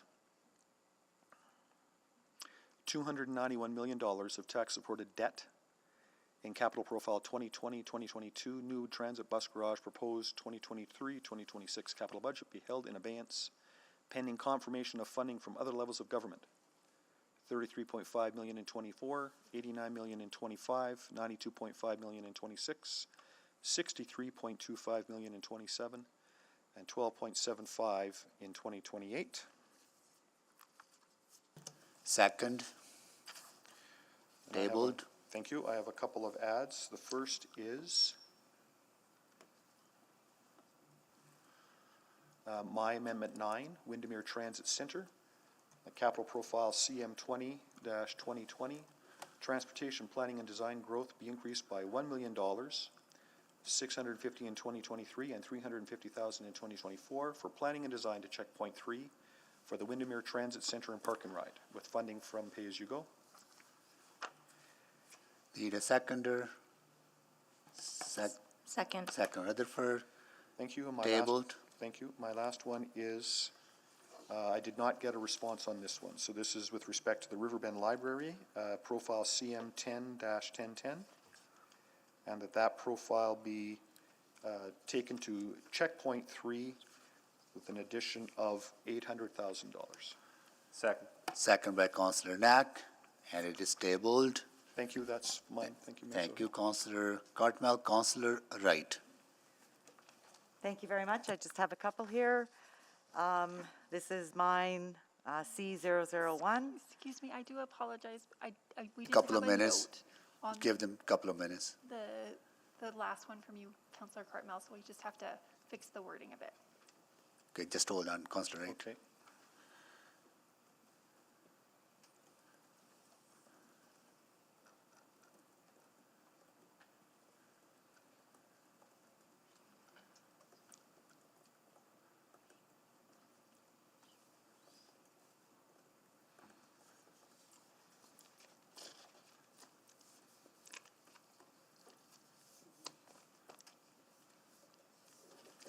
Okay, we can move on. Thank you. Thank you. Okay, Counselor Wright, go ahead, please. Okay, thank you. So my C001, in relation to Nature's Wild Backyard, that capital profile 22129007 Valley Zoo, Nature's Wild Backyard, Phase 2, as per page 235 of Appendix A, be reduced by $49,500,000 with the following adjustments. Release of $44,900,000 in tax-supported debt, 2.5 in 2022, 14.3 in 2023, 23.7 in 2024, and 4.4 in 2025. Release of 5.4 in partnership funding in 2025, an increase of pay-as-you-go funding of $800,000 in 2022 to fund actual and committed expenditures incurred to date. Need a seconder? Second. Counselor Rutherford seconded it, it's tabled. Thank you. And my second one is C004, Downtown Community Revitalization Levies Delivery. That the 100th Street Pedestrian Bridge Project under Competent Capital Profile CM 744100, Downtown Community Revitalization Levies Delivery, page 273 of Attachment 1 of the October 31st, 2022 Financial and Corporate Services Report, FCS 01393 be halted at PDDM checkpoint 3, and that the profile be reduced by 17,580,000, of which 1.080 million in 2023, 7.978 million in 2024, 7.978 in 2025, and 544,000 in 2026 of debt CRL downtown funding to unfund the delivery portion of the project.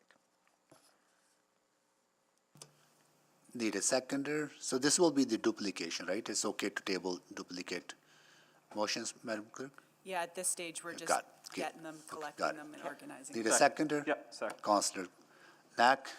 Okay. Go And ahead, Counselor. I do have sort of a duplication of a variation of what's in your omnibus, just in the event that it fails in there. So this is where this is going to get fun. So are you recommending an amendment to something that's already been made? No, I thought we were supposed to table our motions. And so just put it on the floor. I don't know what it is. Neither do I. Yeah. So why don't we just put it on the floor? Yeah. And then before we get to voting, just a Yeah. friendly reminder that some of these might be relevant to the, Yeah. yeah, Yeah. and Yeah. then we'll sort it out. Cheers. I think that was part of it, was people wanted to know what other people were making so that they knew Yeah, go ahead, what they were Counselor. voting Go for. ahead, Counselor. Okay, so this is C005, active transportation. The capital profile CM-20-0330, bike plan implementation, approach number 3 is outlined on pages 10 to 12 in attachment 3 of the October 31st, 2022 Financial and Corporate Services Report, FCS 013933, be approved for 95.766 million. 10 million in 2023, 24.65 million in 2024, 28.808 million in 2025, and 32.308 in 2026. To plan, design, and deliver the bike lane implementation approach 3 project for 2023-2026 with funding from tax-supported debt, and that public engagement expenditures are limited to 2% of the total budget. And that new capital project CM 3100, missing and enhanced sidewalk connections as outlined on page 673 of Appendix E, be approved for 13.615 million, comprised of 3.5 million in 2023, 3.5 million in 2024, 3.3 million in 2025, and 3.315 million in 2026 for planning, design, and delivery of missing and enhanced sidewalk connections with funding from tax-supported debt, and that public engagement expenditures, again, limited to 2% of the total budget. So just to check, is that a multi-part amendment? Yes. So Which we'll we split are those not as to 2 combining. separates. Thank you so Yeah. much. Okay. Need a seconder? Second. Council Salvador, and it will be divided into 2. Okay, Okay. Councillor, that's tabled. Sorry, go ahead, Councillor Wright. That's it. Councillor Rice? Okay, thank you, Mayor Sohi. My first one is the capital profile 25-21 and -1000 ARV replacements, page 238 of Appendix A. Recommended funding be reduced by $55 million. And 36 million in 2025, $19 million in 2026. So that's his first Okay, need a seconder? action. Second.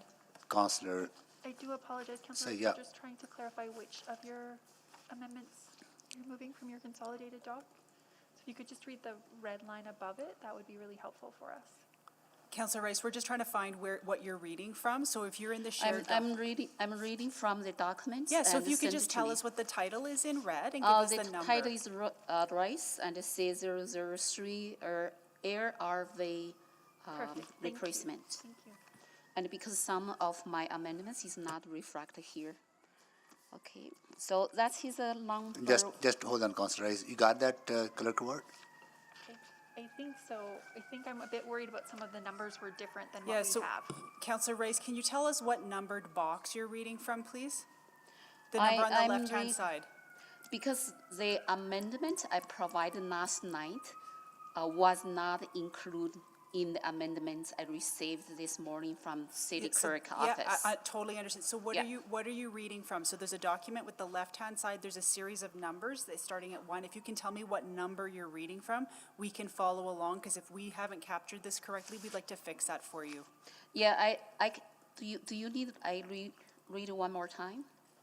So Just tell that us would be helpful, okay. what number box are you reading from, Councillor Rice? Rice, C003, air RV replacement. Thank you so much. Just for the record, can you read that again? I into- can read it yeah, one more yeah, Yeah, time. please, yeah, thank you. My time is here. No, don't worry about the time. So the capital profile 25-21-1000, air RV replacement, page 238 of Appendix A. Recommended funding be reduced by $55 million, which is $36 million in 2025, $19 million in 2026 of the tax-supported debt. Okay. And that was seconded by Councillor Principe, right? Okay, got it. It's tabled. Go ahead, Councillor Wright. The second reduction, the box number is Rice C007, open spaces renewal.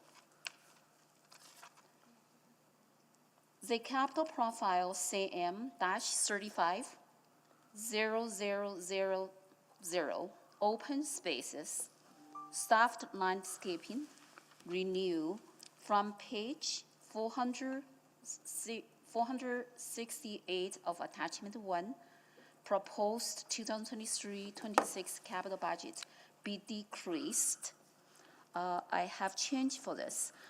It's just a funding source change, and from pay-as-you-go, which is $7.8 million, to use local government framework, like local government financial framework, for total $25 million.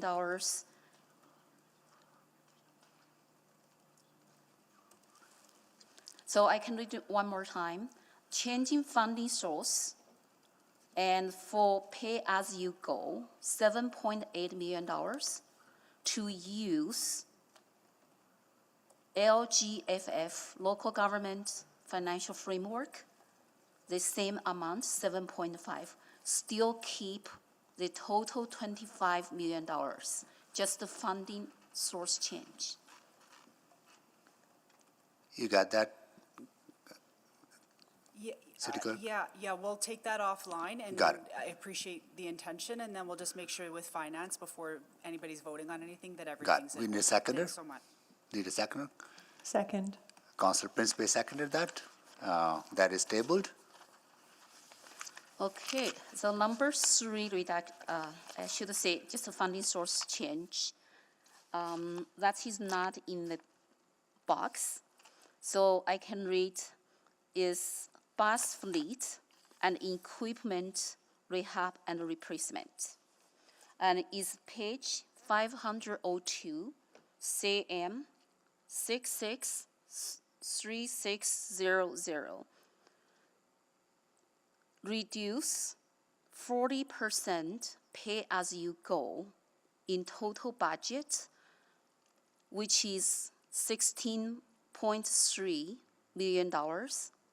Instead, use local government financial framework for the same amount.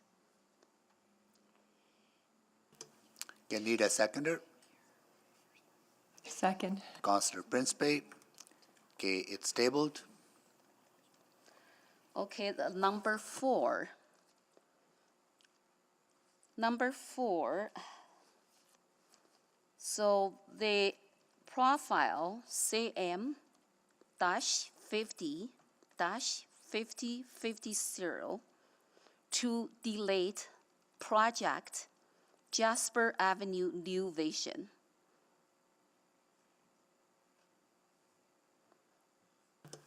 Need a seconder? Second. Councillor Wright seconded that. Tabled. That is my reduction and the 4 items, and then I'm going to do the increase in. Yeah, go ahead, Counselor.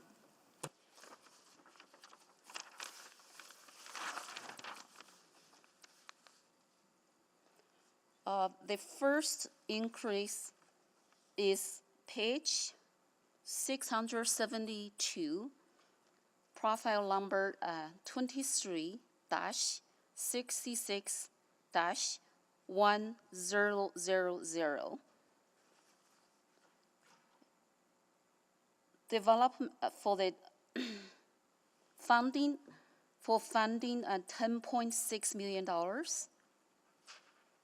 Enhanced snow and ice control, capital funding spread. Need a seconder. Second.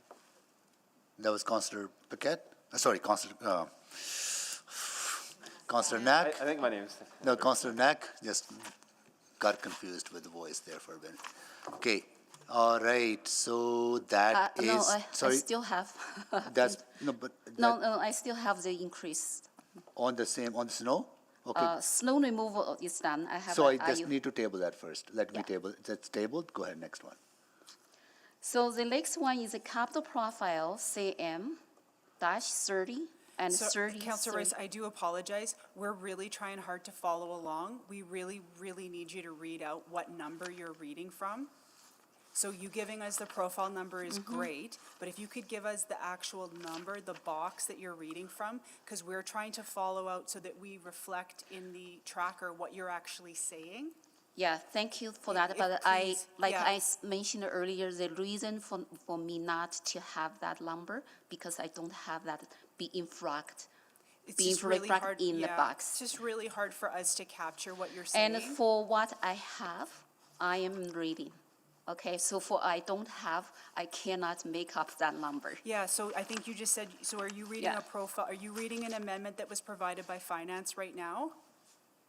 Yes, Okay. it's not finance, it's a city clerk office. Okay, and what And box are then you? so, okay, I can, Royce dash CO 12 SNIC. So that's his number you need. And for the motion, I just, for the amendment. Thank you, that's very helpful. Okay. Okay, the next one, Sorry, point of process while we're having a little chat here. Just hold on, I'm Counselor. wondering if it Counselor would be Paquette. helpful Counselor Paquette, let me for- let me recognize you first. Oh. You have a point of order. Yes. Okay, go ahead, please. Okay, thank you. Would it be possible that when councillors are reading in their amendments, they give an indication to the clerks and to the rest of council how many they have so that we can sort of reasonably follow along? Okay, good point. Okay. Thank you. You got that, City Clerk, on the last one? From Councillor Rice? I think so, it was number 12. Okay, got it. And that Councillor correct, Rice, go ahead. How many you have left? I have 3 left. Okay, go ahead, please. So the next one is Royce dash CO 11, the Kavanagh Community Park. The capital profile CM dash 30 open space. Planning and design growth be increased by $300,000 and $120,000 in 2025 and $180,000 in 2026 for planning and design to checkpoint 3 of the school and community park development. Base level park development for Kavanagh School and Community Park, and page 672 of attachment 1 with funding from pay as you go. That's his, Need a seconder? Second. Councillor Knack? so right now will be easier because all in box. We tabled this? Yeah. Go ahead. The table Rice and C013 Heritage Valley District Park. The capital profile CM 30-3030 open spaces planning and design growth by increase by $100,000 in 2023 for planning and the design of Phase 2 shared amenities, Stage 1, including tennis court, to Checkpoint 3 with funding from pay-as-you-go. Need a seconder? Second? Councillor Knack? Okay. Okay, Councillor Knack seconded it. Tabled. So last one, last one is cross city and community park amenities. Is Rice C 0010.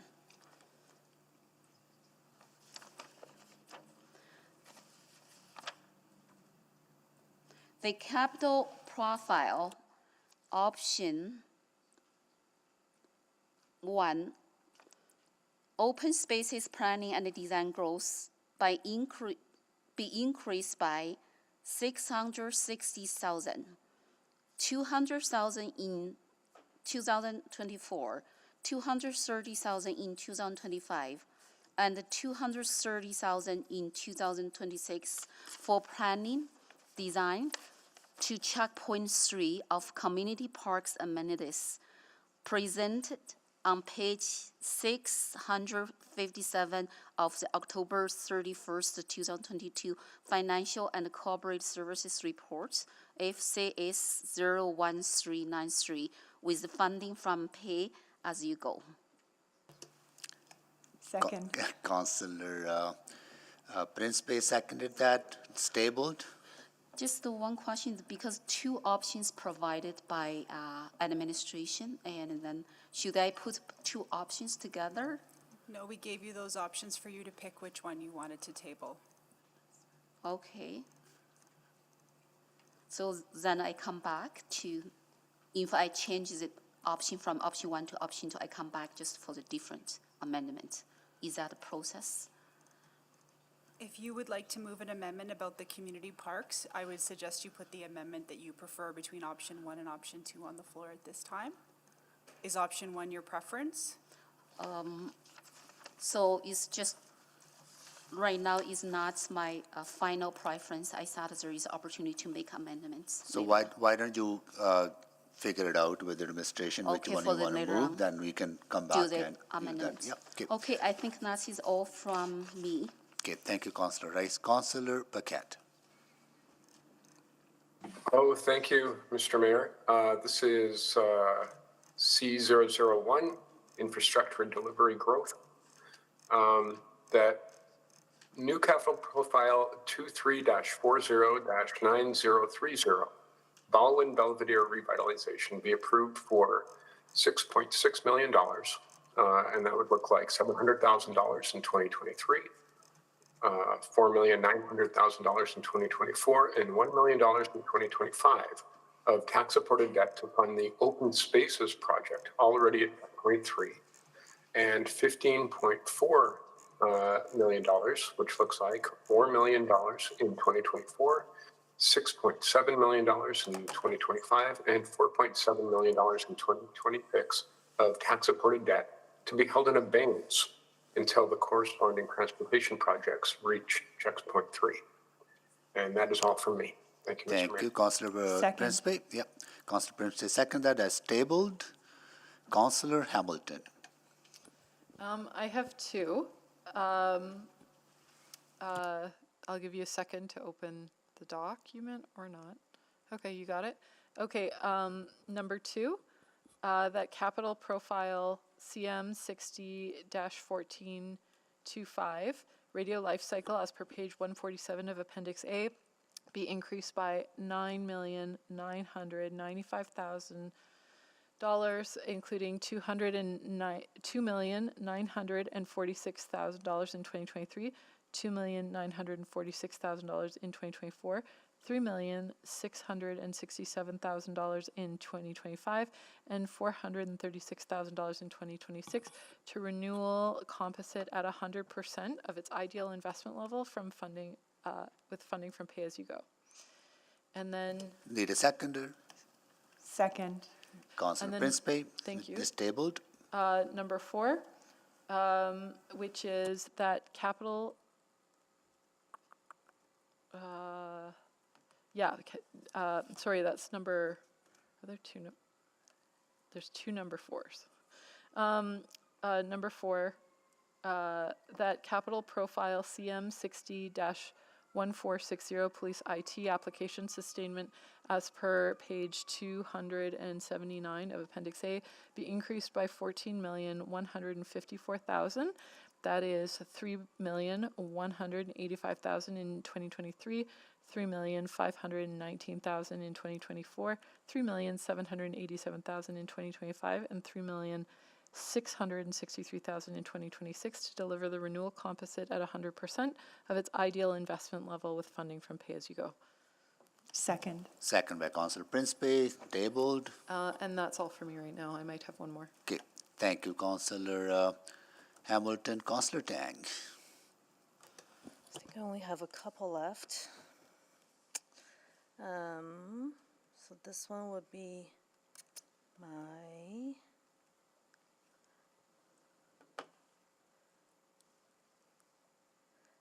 number 12. The new capital profile CM 300001 nature-based climate solutions be approved for $4,500,000 in 2023 and 1.5 in 2024, 1.5 in 2025, and 500,000 in 2026 to plan and design nature-based climate solutions with funds from pay-as-you-go. Second. Councillor Rutherford seconded that. It's tabled. And my next one is number 16. The capital profile CM 200051, library materials, page 618 of attachment 1, pay-as-you-go funding, be decreased by 12,333,336, which breaks down to 3,083,334 in 2023. Each of those amounts in 2023, 2024, 2025, and 2026. And I have one more. Need a seconder. Second. Councillor Wright, tabled. Go ahead, please. That's number 17. That pay-as-you-go funding recommended for capital profile CM 601461, police IT applications enhancement, page 275, as per Appendix A, be reduced by 295,000, which comes down to 1,073,750 in 2023, 2024, 2025, and 2026. Second. Second by Councillor Salvador, is tabled. And apologies, I do have one more. Okay. I've lost count. And my last one is number 18. The capital profile CM 120300, Valley Zoo Animal Enclosure Renewal and Enhancement, proposed 2023-2026 capital budget be decreased by 3.6 million. That breaks down to 150,000 in 2023, 800,000 in 2024, 1.9 million in 2025, and 750,000 in 2026 in pay-as-you-go funding to remove all growth components from the profile. Need a seconder. Second. Councillor Salvador, as tabled. Okay. Councillor Salvador. Yep, thank you. Only have two left. So for reference, for the clerks, it's number 13, C013, Coliseum demolition. I've also highlighted them in the document so you can see them. The capital profile, number CM 999000, infrastructure delivery growth, page 669 of Appendix E, be increased by 35 million, which is 5 million in 2023, 16 million in 2024, 12 million in 2025, and 2 million in 2026 for planning, design, and delivery of the Edmonton Coliseum demolition with funding from pay-as-you-go. Second. Second by Councillor Wright, tabled. Okay, and the second one is number 11, C011, 101 Ave Streetscape. The capital profile number CM 20-2020 Transportation, Planning and Design Growth, as per page 541 of Appendix A, be increased by $1,355,000, and that is $600,000 in 2023 and $750,000 in 2024 for planning and design to PDDM Checkpoint 3 for 101 Ave, 76th Street to 50th Street, streetscape with funding from Pay As You Go. Second. Second by Councillor Knack. It is tabled. That's it. And next is Councillor Stevenson. Thank you. I just have one, and this is Stevenson C002. That capital profile 2321-3002, Train to Wayside Technology, page 120 to 122 of Appendix A, in the amount of $8 million, with funding from Pay As You Go, be unfunded and the project cancelled. Need a seconder. Second. Councillor Tang. It's tabled. Thank you, Councillor Stevenson. Councillor Jans. Thank you.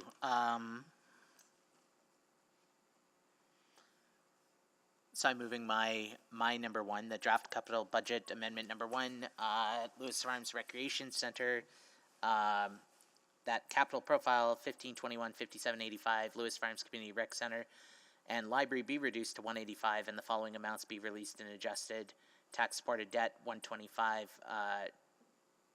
Do you want me to read the whole thing? Yes, please. Okay. Tax supported debt 125,637,000 be released as follows: 9312000 in 2022, 22,100,000 in 2023, 74,350,000 in 2024, 63,500,000 in 2025. The following is to be added back into the profile: 1.5 million in 2026 and 42,125,000 in 2027 and beyond. Number two, draft capital budget amendment number two, Jan's Nature's Wild. Just hold on.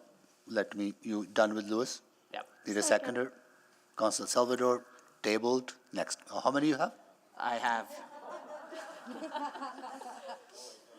6. 6, go ahead. So second one now? Go ahead, please. Did Councillor Knack second No, that? no, Councillor Thanks, buddy. Councillor Salvador seconded it. Councillor Jans, your second one, please. Nature's Wild Backyard Phase 2, Option 1, unfund as per original language. The capital profile 2212-9007 Valley Zoo, Nature's Wild Backyard Phase 2, page 235 of Appendix A, be reduced by $49,500,000 with the following adjustments: release of $44,900,000 in tax supported debt, $2.5 million in 2022, $14,300,000 in 2023, $23,700,000 in 2024, and $4,400,000 in 2025.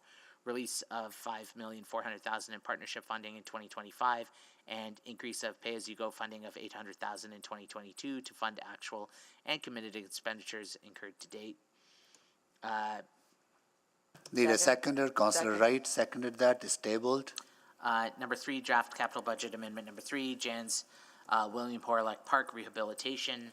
That capital profile 2132-9101 William Horlock Park rehabilitation be decreased by $50,760,000, which is $20 million in 2023, $20 million in 2024, and $10,760,000 in 2025.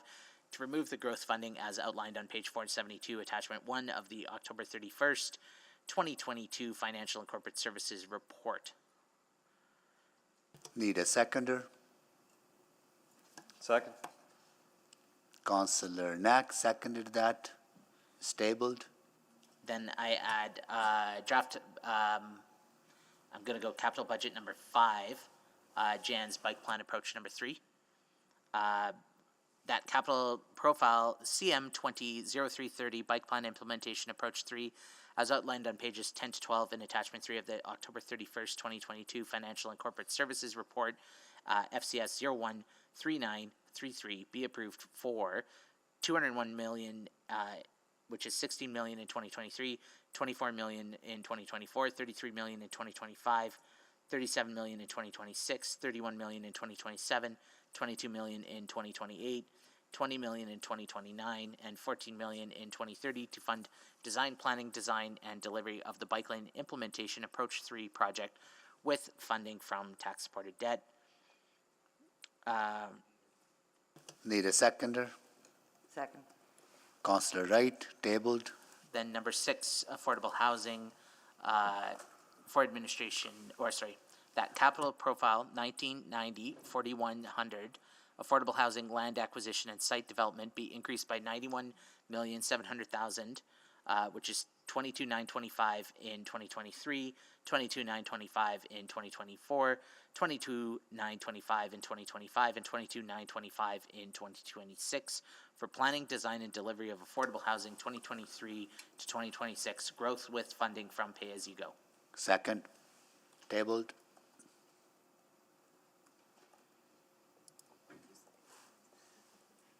Yeah, I seconded that. Right. It's tabled. Go ahead. Councillor Jans. I'm done. Okay. Next is Councillor Principe. Thank you, Mr. Mayor.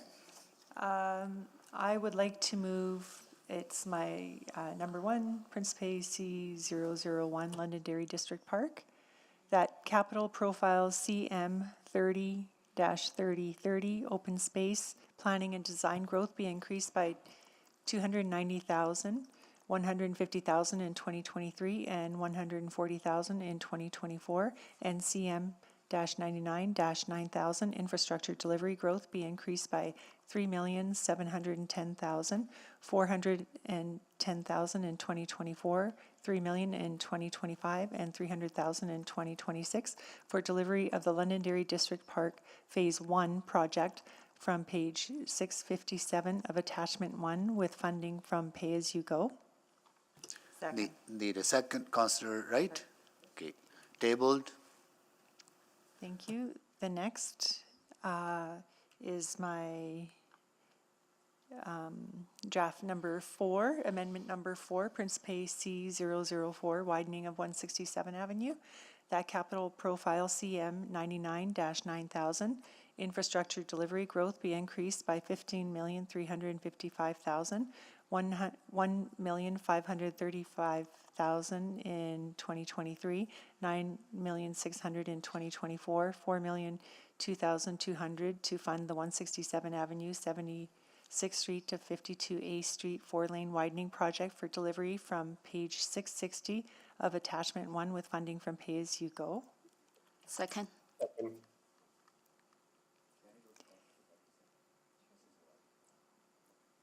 Second by Councillor Paquette. Okay. Thank you. Tabled.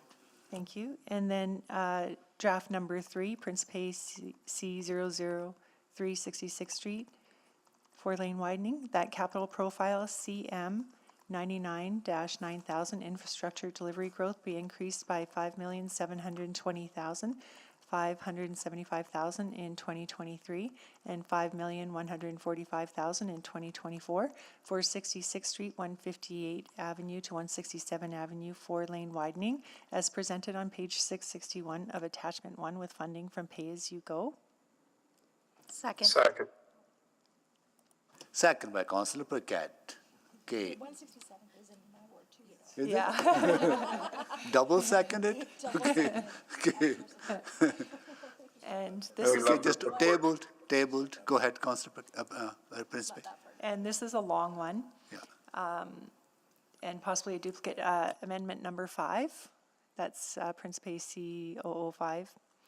That capital profile CM 60-1425 radio life cycle as per page 174 of Appendix A be increased by 9,995,000, 2,946,000 in 2023, and 2,946,000 in 2024, 3,667,000 in 2025, and 436,000 in 2026 to deliver the renewal composite at 100% of its ideal investment leveling with funding from pay-as-you-go.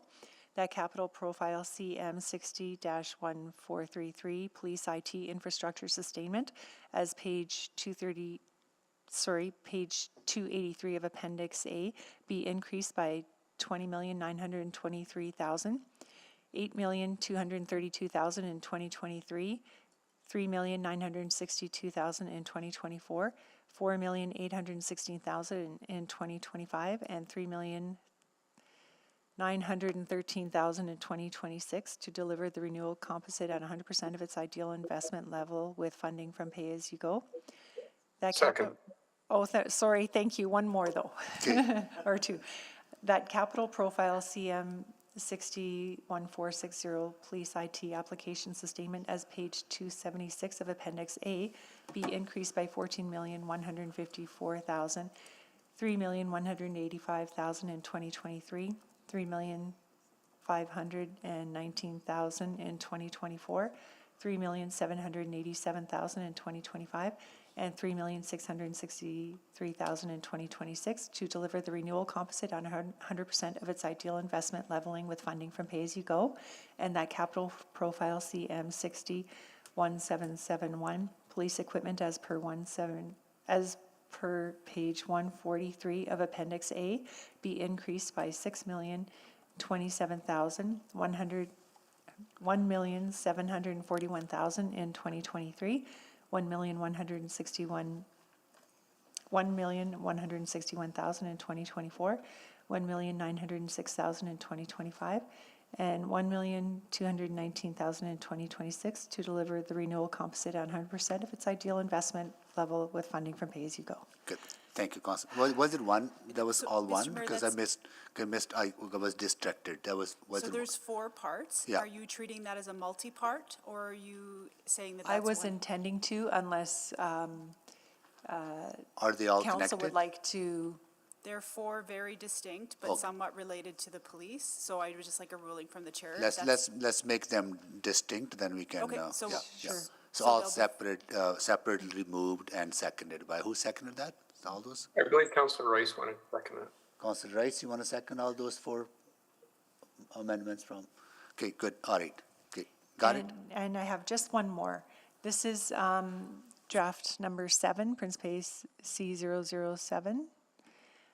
That capital profile CM 50-5050 CRL projects planning and design be decreased by 8,334,411,632 in 2023, 2,709,544 in 2024, 3,381,995 in 2025, and 1,830,829 in 2026, and capital profile CM 74-4100 downtown community revitalization levies be decreased by 21,016,000, 2,338,368 in 2023, 4,340,456 in 2024, 7,793,005 in 2025, and 6,544,171 in 2026 to unfund planning, design, and delivery of the Green and Walkable Downtown Emerging Opportunities Project, the Jasper Avenue New Vision 102 to 109 project, and the 103 Avenue Streetscaping project?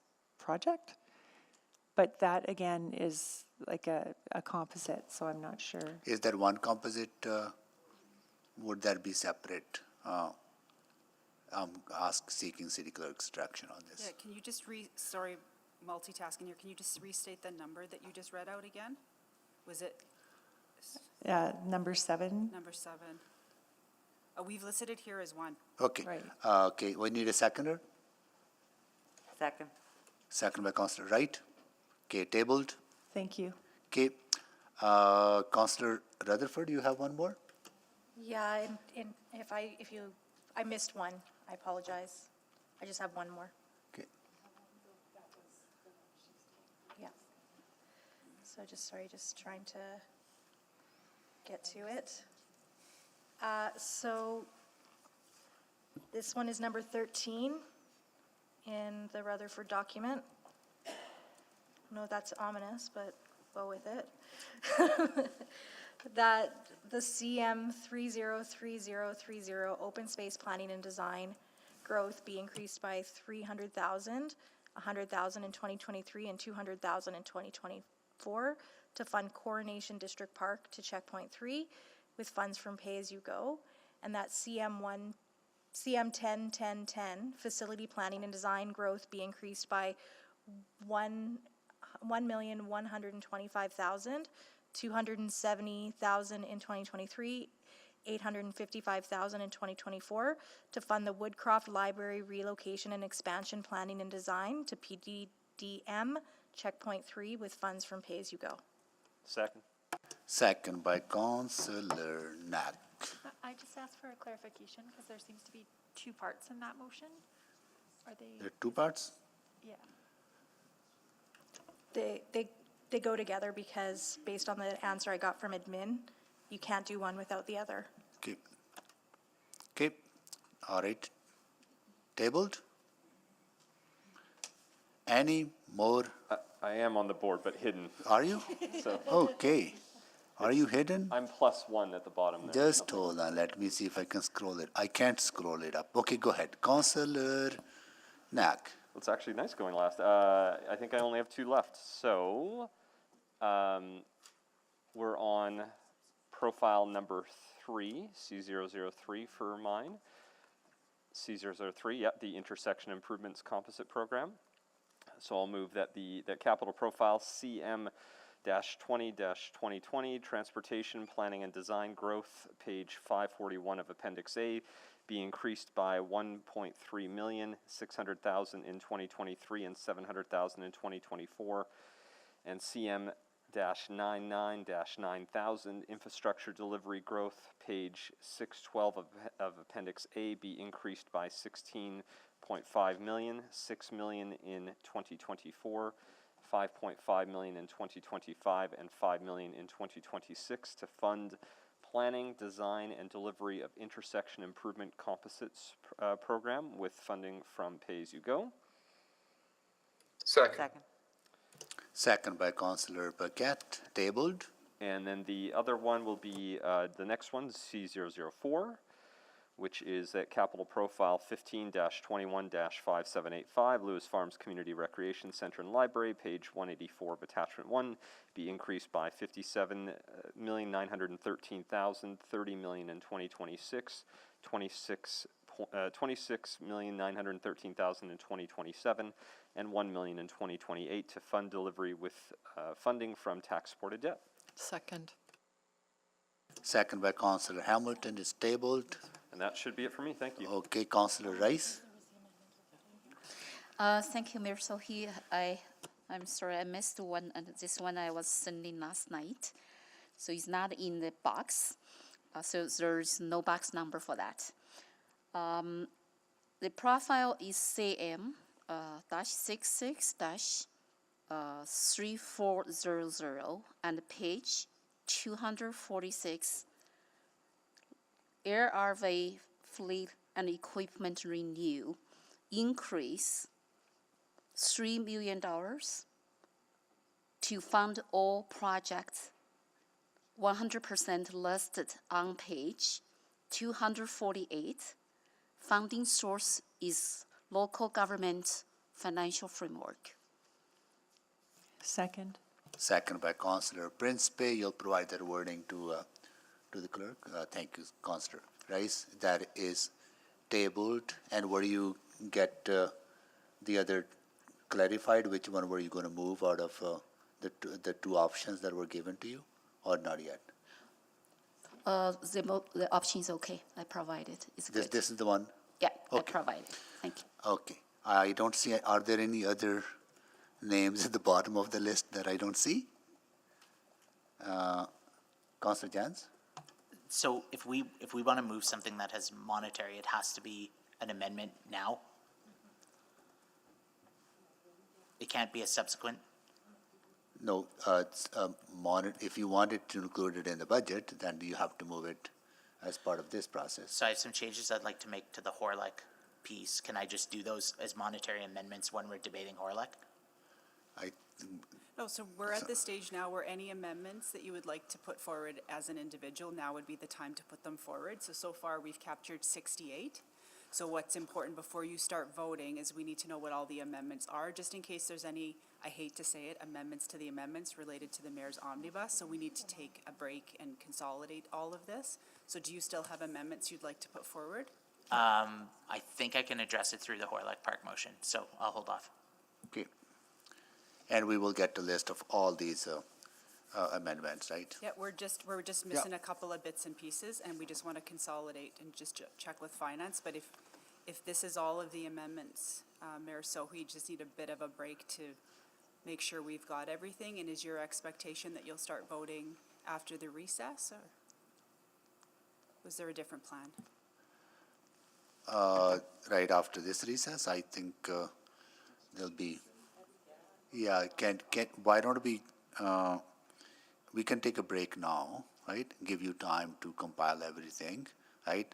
Then we'll go through it, and if there's anything that might be missing, then we can include that. Maybe once we done that, I'll do a final call. If they have any amendments, then we'll close the amendments. Yeah, so just again, what's really important from the process perspective is we have one motion or one amendment with just a few parts in it. If people are wanting to make amendments, and some of the amendments that have been made might change that multi-part amendment, we just need to make sure we know what that is and have that ready to go before you start voting. So I would say if you can give us till 4 o'clock, Okay. we can go through this. I appreciate councillors are also looking for us to potentially draft amendments right now. I'd say our focus right now is to deal with the 68 that were just made Yeah. in the last 90 minutes. Got it.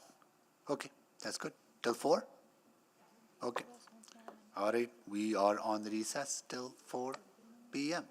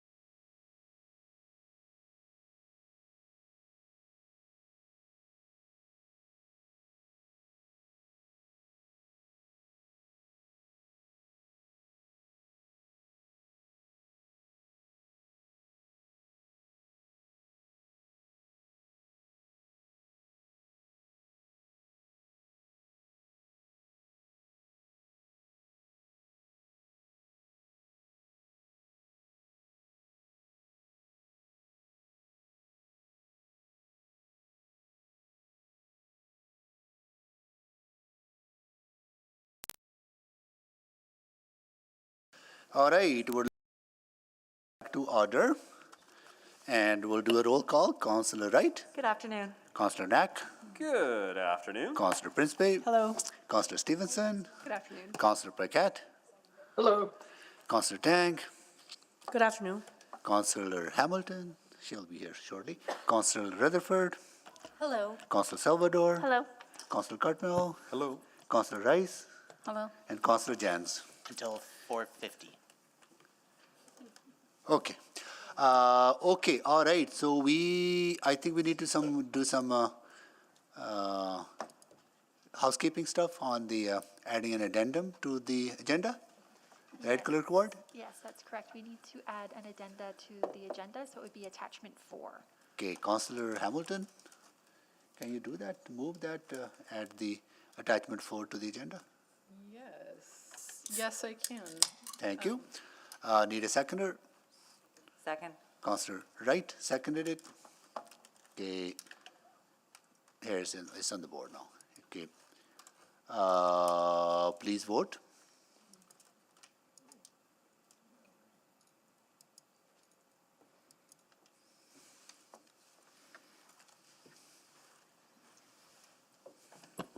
Yes for me.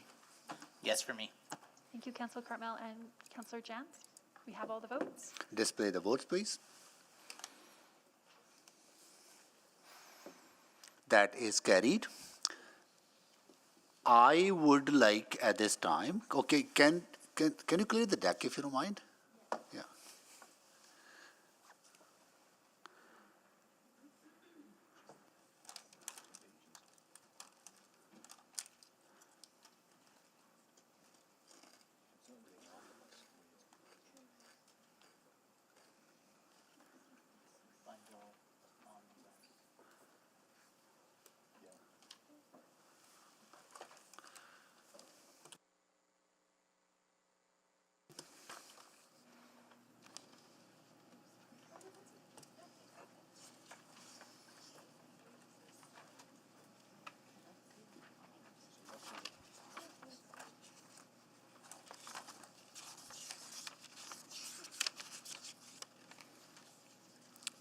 Okay, so we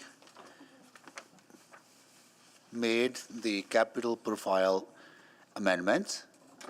At this time, I would ask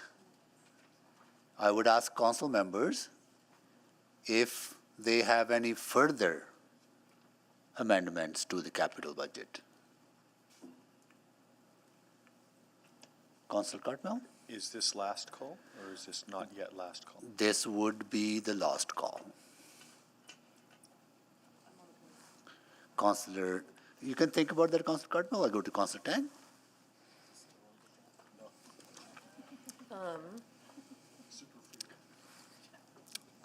Apologies for a last-minute submission. Don't know if I have the wording. I've kind of roughly. Sorry, which amendment are you referring to, just to be sure? So in this your is document? the one I just submitted today. Yes, do you have the number, though? I think you tagged it in I your don't draft. think it's in here, so maybe I'll just. Counselor Tang, we're sending, we literally, Oh. it's just coming through our chat, so we'll get that to you. Okay, so should I come back? No, you can read it. Oh, or maybe Councillor Carmel can go. Okay, first, and I'll Councillor come Cartmel, back. do you have something? Thanks. Yeah, I do. Yeah. And I'll be perfectly frank, I'm not sure we'll get to it, or that I won't just turn around and withdraw it. But if this is the last chance, I'm just looking for my number. Clerk Ward, this is the baseball diamond.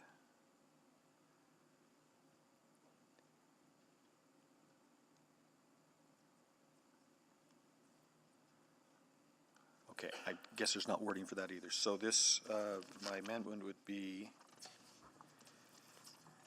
that profile CM 99-9000, baseball diamonds at Brian Anderson Athletic Park be funded to $1.2 million to Checkpoint 5 with funding coming from the tax levy. Need a seconder? Second. Councillor Knack seconded that is tabled. Okay, Councillor Tang? Great, thank you. I move that capital profile CM 999000 infrastructure delivery growth be increased by 6.3 million for delivery of cemeteries, Northern Lights, and South Haven Phase 1 completion with funds from pay-as-you-go, as per page 654, attachment 1 of the October 31st, 2022 Financial and Corporate Services Report FCS 01393. Need a seconder. Councillor Wright seconded that. It's tabled. Okay, I see no more amendments on the capital budget. So amendments are closed. Okay, now we go on to debate, right? Okay, which one is first? Which? Okay.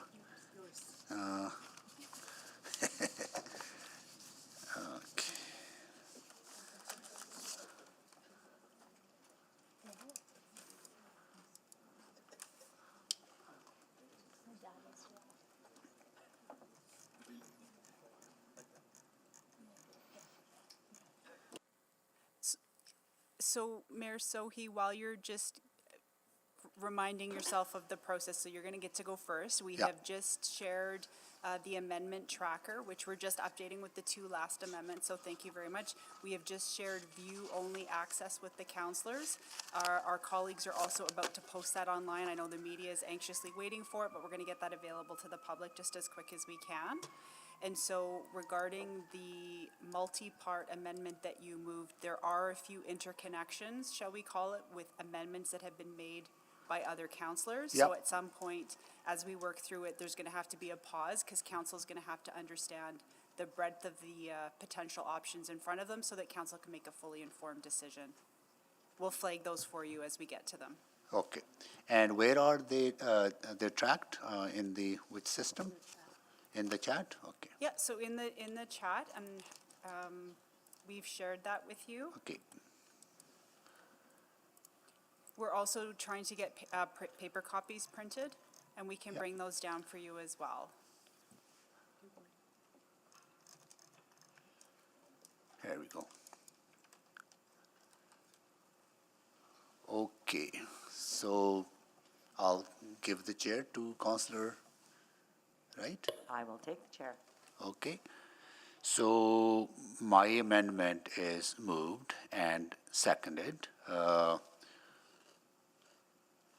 I did make opening remarks about the intent behind it and the appreciation that I have for my colleagues for collaborating with me and my office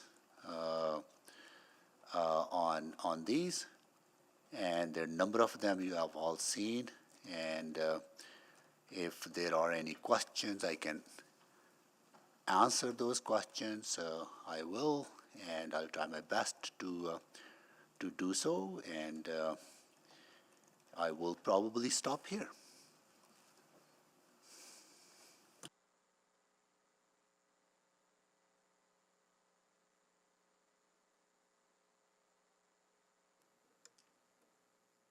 Do we have any questions? Councillor Knapp.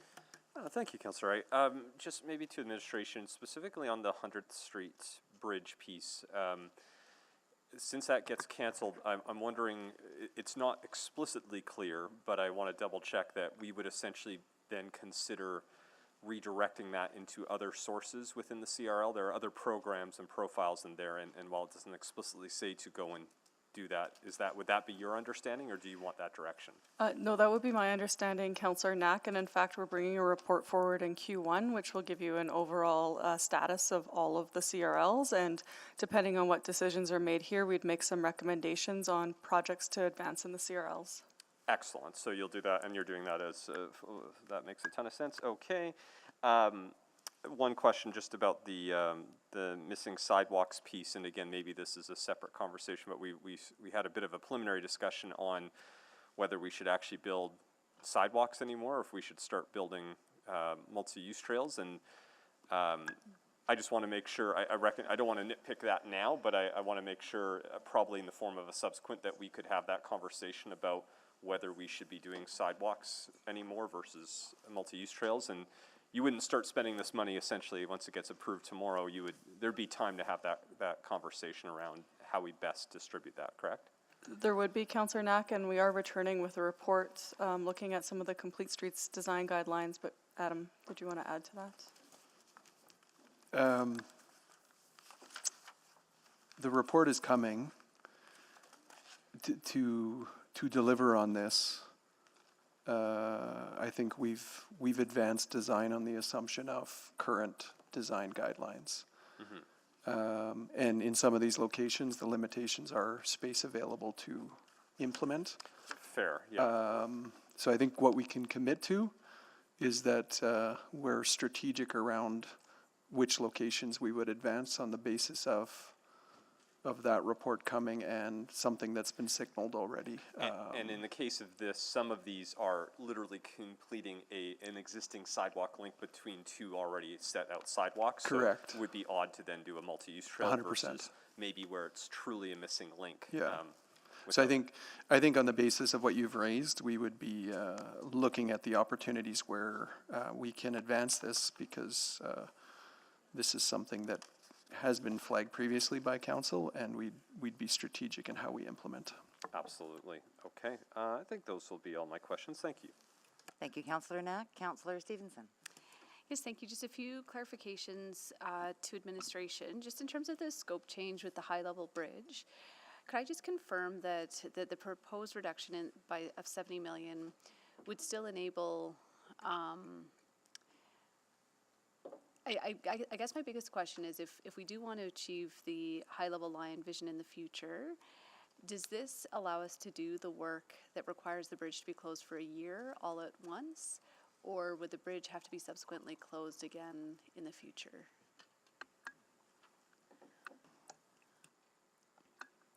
Adam, do you want to? Okay. Yeah, go ahead. Councillor Stevenson, we would not be able to prevent a closure if council wanted to go with the work on the upper deck in a subsequent phase or later on. It would not be possible to do all of that work while doing the rehabilitation per scenario B1. Okay, so this includes the widening of the east walkway, but nothing on the upper deck? As described in the motion, that's the amendment, that's the way we read it. This is scenario B1, which was strictly renewal and widening to accommodate the east sidewalk. Okay, no, that thank you. I appreciate that clarity. Just a question either to maybe to administration to start. The 137th Avenue off of Anthony Henday, have we contemplated retained earnings, land enterprise retained earnings for that? Or is there a reason that the tax supported debt was recommended? Let me just double check on that. I think we answered that in one of the question and answers, so I just want to make sure I don't contradict myself. Great. And maybe to Mayor Sohi as the mover, really appreciate, I appreciate the whole motion. I know that there's 22 million for affordable housing. Are you contemplating that there would be some additional work to get up to that 91 million over the 4 years? Absolutely. I raised this question with our administration when the financial update was presented, and I asked specifically if we could allocate $22.4 million for 2023, and there'll be a commitment to find the balance of the $90 million over the next year, over 2023, to get to a 4-year commitment of $90 million. Great. And I'll be making a subsequent motion related to that. Great. Yeah. Thank you so much. Those were all the questions I had. Thank you. Thank you very much, Councillor Stevenson. Councillor Cartmel. Thank you. Yeah, some assorted questions. Back on the high-level bridge rehab then, reducing by 70 million allows us to do the rehabilitation plus the widening of the east sidewalk. Do we have a discrete value for the widening of the east sidewalk only? Is that Yeah, at a checkpoint one, or just past checkpoint one level, we're estimating 20 million. So to reduce this to nothing but the remedial would be another $20 million. 90 million. 90 million, okay.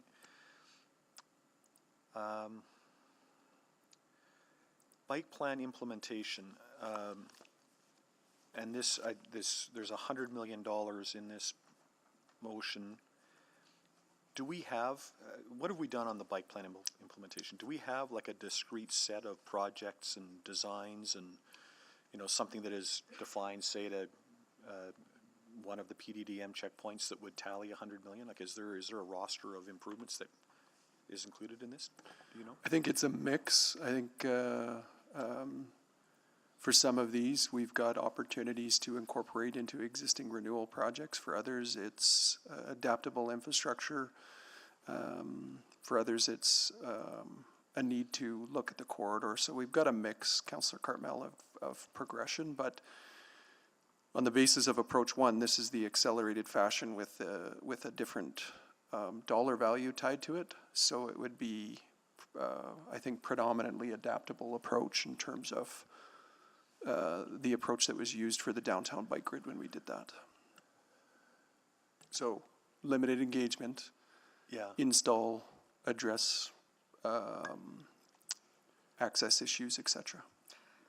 But focused on creating that network, which is needed in order to meet our climate goals and our city plan goals, is the idea. Yeah, I understand the goal and the aspiration behind it. I'm wondering though, just about, from a project management perspective, how closely defined we have, like how many segments of path are at a PDDM 3 stage, for instance, that we could say with some confidence, or some more confidence, that for $100 million we get A, B, C, D, and E. Councillor Cartmel, through the motion that was made in, and I apologize if it was fall or spring, SCBA, we have been doing some design for some segments that have been identified as some of the highest priorities. And so we would have some designs that are at checkpoint 3 right now, and that value of installation is in the $30 million range. And so we would be starting with those and then using the program approach of accelerated adaptable infrastructure for the remainder of the high priority connections. Okay, I'd be inclined to reduce this to 30 million then on that basis, and then either hold money in abeyance or come back to further budget adjustments with more dollars as we advance. And maybe there's a design, maybe there's a number to advance other segments to PDDM 3 that would enable administration to come back with some definition. So 30 million plus a number that would allow some of that work to do. Councillor Cartmel, just to provide some clarity here, we don't use the PDDM model for adaptable infrastructure. Oh. Okay, then I have to really think about that. So the approach that sort of best reflects, I think, the approach that you're talking about is approach 3. Approach 3 in that report that we discussed back a couple months ago. That's more in line with how we would typically approach infrastructure improvements. Reflecting what Stephanie said, but with an approach that includes engagement, that includes high complex areas and coming up with more detailed designs before advancing. And that had a number of 30 million to it, right? Approach 3? No, approach 3 was, go ahead, Pascal. Approach 3 total was $200 million. And so it would be for council to define, I guess, the total value of what they would like to see within 23 to 26. Okay. Okay, thank you. Thank you very much. Councillor Cartmel, Councillor Tang. Yeah, maybe I'll stay on the bike plan as well. So the way the amendment is worded right now, there's no contemplation, or I guess we don't need to contemplate that in amendments. But I was wondering if if the mover can comment on opportunities for match funding for this particular item. Yeah, thank you for that, Councillor Tang. I understand that we have submitted a number of projects for the federal program, and those projects, I don't know if any of those projects as part of the what would be contemplated under these investments, but that is to be determined yet, because the last word I got from the federal government was that they have started reviewing those projects that we have submitted. Yeah, I can appreciate that there's still lots of work there to do around advocacy, but I guess I'm just wondering, we don't have a PDDM for kind of those checkpoints, but could that be a potential milestone for some of this funding to be even held in abeyance so that we can revisit and finalize some of those? I'm just wondering if that's So that construction. my understanding of that plan is that the first intake is being reviewed. I don't think we're going to get significant amount of money out of that in phase one, that if you hold it in abeyance, that somehow we'll get $50 million. No, probably much less than, because it's a $500 million program, national program, right? So our share based on our population, you can do the calculation. So I don't know how much difference would it make to hold the money in abeyance based on 50% of the cost of some of those projects coming from the feds. Yeah. Okay, maybe also just over to high level as well. So then my understanding of that 20 million is really for that, I guess, that east sidewalk expansion, widening, in that B1 plus. I guess I'm curious, compared to the other rehabilitation needs within that B1 plus approach, how critical is this? How critical is the east sidewalk? The widening of it. Well, I think if we're talking about bike plan implementation, I think this is something that is necessary to support, I don't know the right description, but good active transportation movements. So I think on the basis of the reports that we had in front of executive committee, this would be getting us closer to, I think, where committee landed, where our recommendation was, which was the B2 scenario. So I would say it's an important element in terms of the holistic approach. I think the other consideration is the potential of missed opportunity if you don't advance this, because this is actually part of the meat of the infrastructure that's being renewed. Right, and you brought up bike plan. I had thought of that too, but there's no overlap between these. I think the analogy was welcoming active transportation opportunities that you can accommodate with the rehabilitation. So, the difference between this and B2 is that you'd miss that opportunity with the rehab if you didn't include it. I guess the comparison that I was looking at is B1 and this B1 plus, which is that 20 million difference. But anyways. Right. You'd miss that opportunity if you didn't do it. Okay. And then just over to the fire halls. So I guess I just want some clarity. So to the mover, then you're looking at eliminating the design of the co-location of the housing project, which we've highlighted as a very innovative approach for co-location of civic services. But you're eliminating this because that designing something that's co-locating is just far more expensive than a standalone. Is that that's my the understanding? that's the idea, because the last time we heard that per unit cost on that site is going to probably be $500,000 per unit, right? At current estimates, right?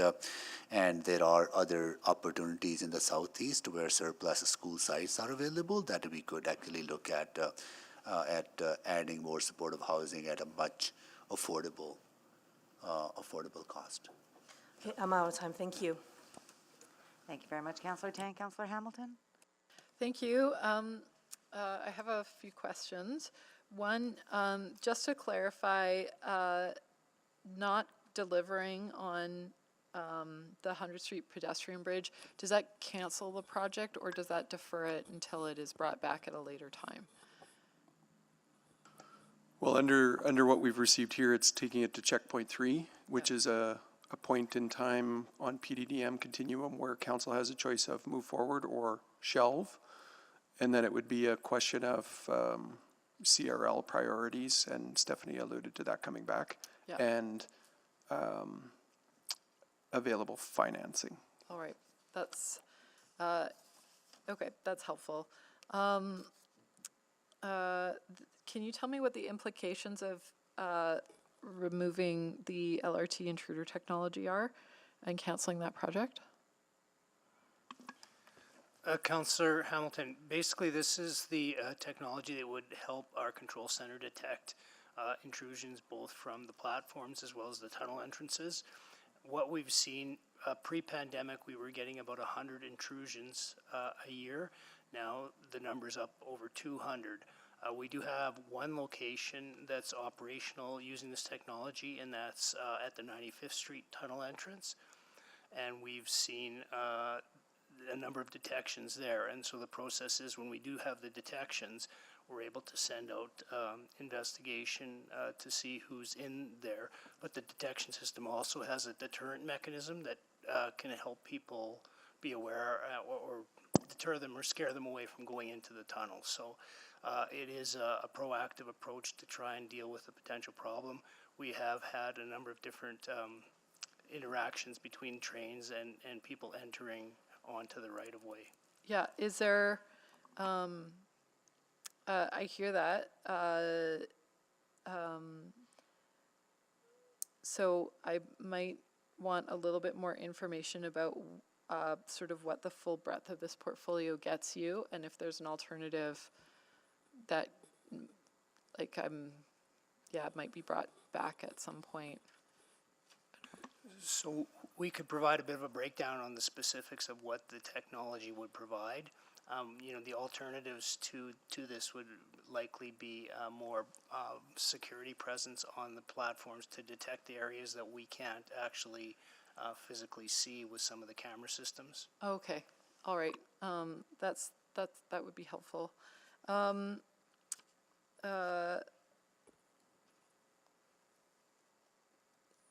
the bike plan implementation, I heard you talk about public engagement, Mr. Loughlin, and that would be a different model of public engagement than we've seen to date in terms of implementation. In the scenarios, approach 1 was one that would closely mirror the public engagement approach that was taken with the downtown bike grid, which was install and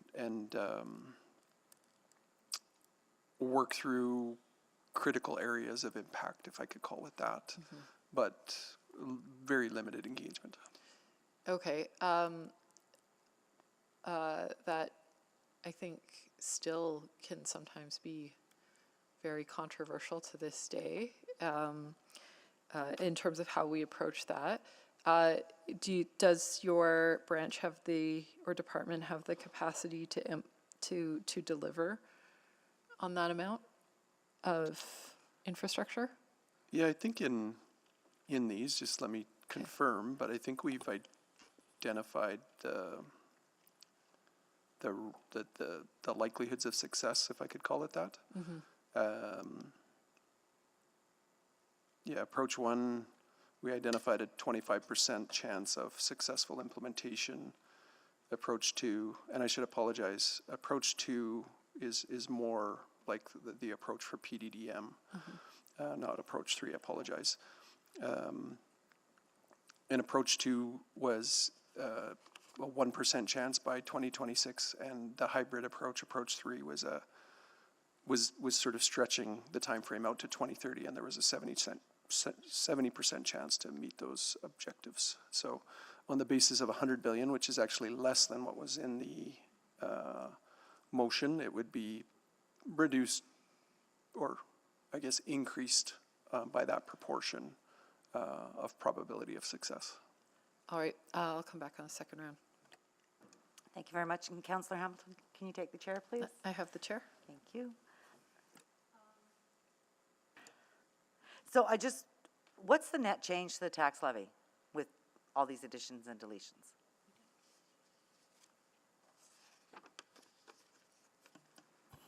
So we're working to get you that number right now. Maybe just give us a few more minutes. Okay. Thank you very much. And then with the high-level bridge, will it be built so that it has the supports, or will the rehab and that be done so that it does have the supports to build that upper park? We'll still have to confirm that through design, but most likely no. What we will be doing is trying to not prevent the enhancements to be made further down the road. Okay, so it might take a little bit extra to hold it up. Okay. And then, sorry, with the bike plan, you said the approach 3 then has sort of follows more the PDM model. Sorry, I was mistaken, approach 2. Oh, okay.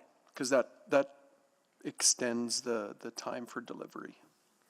Okay. And allows for engagement. Pascal, maybe you want to add specifics.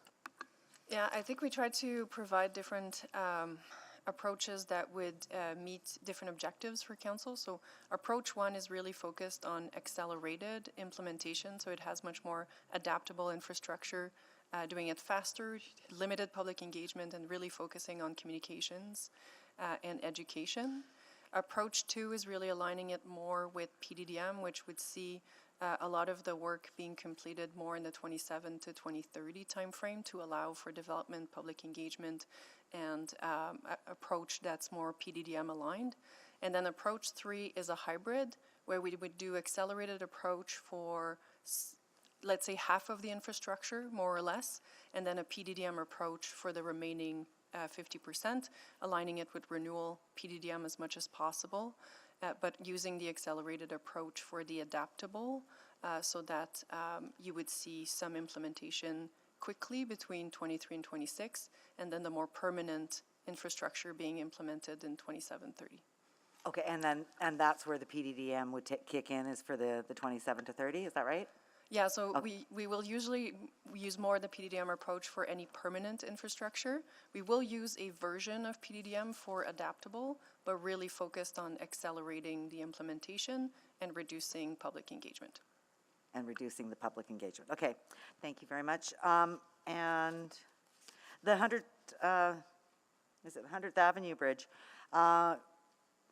could we look at revision of just a plain Jane basic pedestrian bridge just to get people across? Potentially, if that was the will of council, but that's not what this motion says. So if this, that could be something that we could explore with when we look at the CRL overall in terms of what are the priorities in the CRL and what recommendations we would make based on the decisions made here. Okay.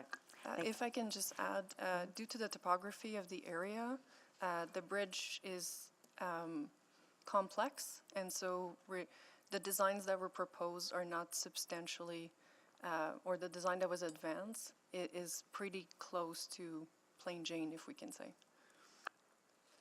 Okay, I guess. And if that was a contemplation, then I would suggest that you wouldn't go to checkpoint 3. Okay, all right, thank you very much, and I'll take back the chair. Return the chair. Thank you. And we will go to Councillor Rice. Thank you. So my first question is about the 100th Street bridge. So if right now we reduce the funding and then specifically, and this is support to checkpoint 3, so far how much expenditure already happened for this project? I'm just checking, Councillor. We'll get back to you. Okay, and then to me, this is a concern about if we already have the expenditure that happened, and right now we are not pursue to checkpoint 3, and And for the debt, CRA downtown, the funding even we reduced. But what's the impact and for CRA downtown? And we cannot use the funding for other things. We only can use this funding and for CRA downtown project. And then I was wondering, and then is there any intention to use this funding for the different projects under CRA downtown profile? Councillor Rice, I would say yes, there could be potential other projects that could be explored in the downtown CRL. And right now we are advancing a report in Q1 that'll look at all of the projects in the downtown CRL. And based on the current financial health of the downtown CRL, we'd be making some recommendations to council. And so this is a timely motion to be exploring.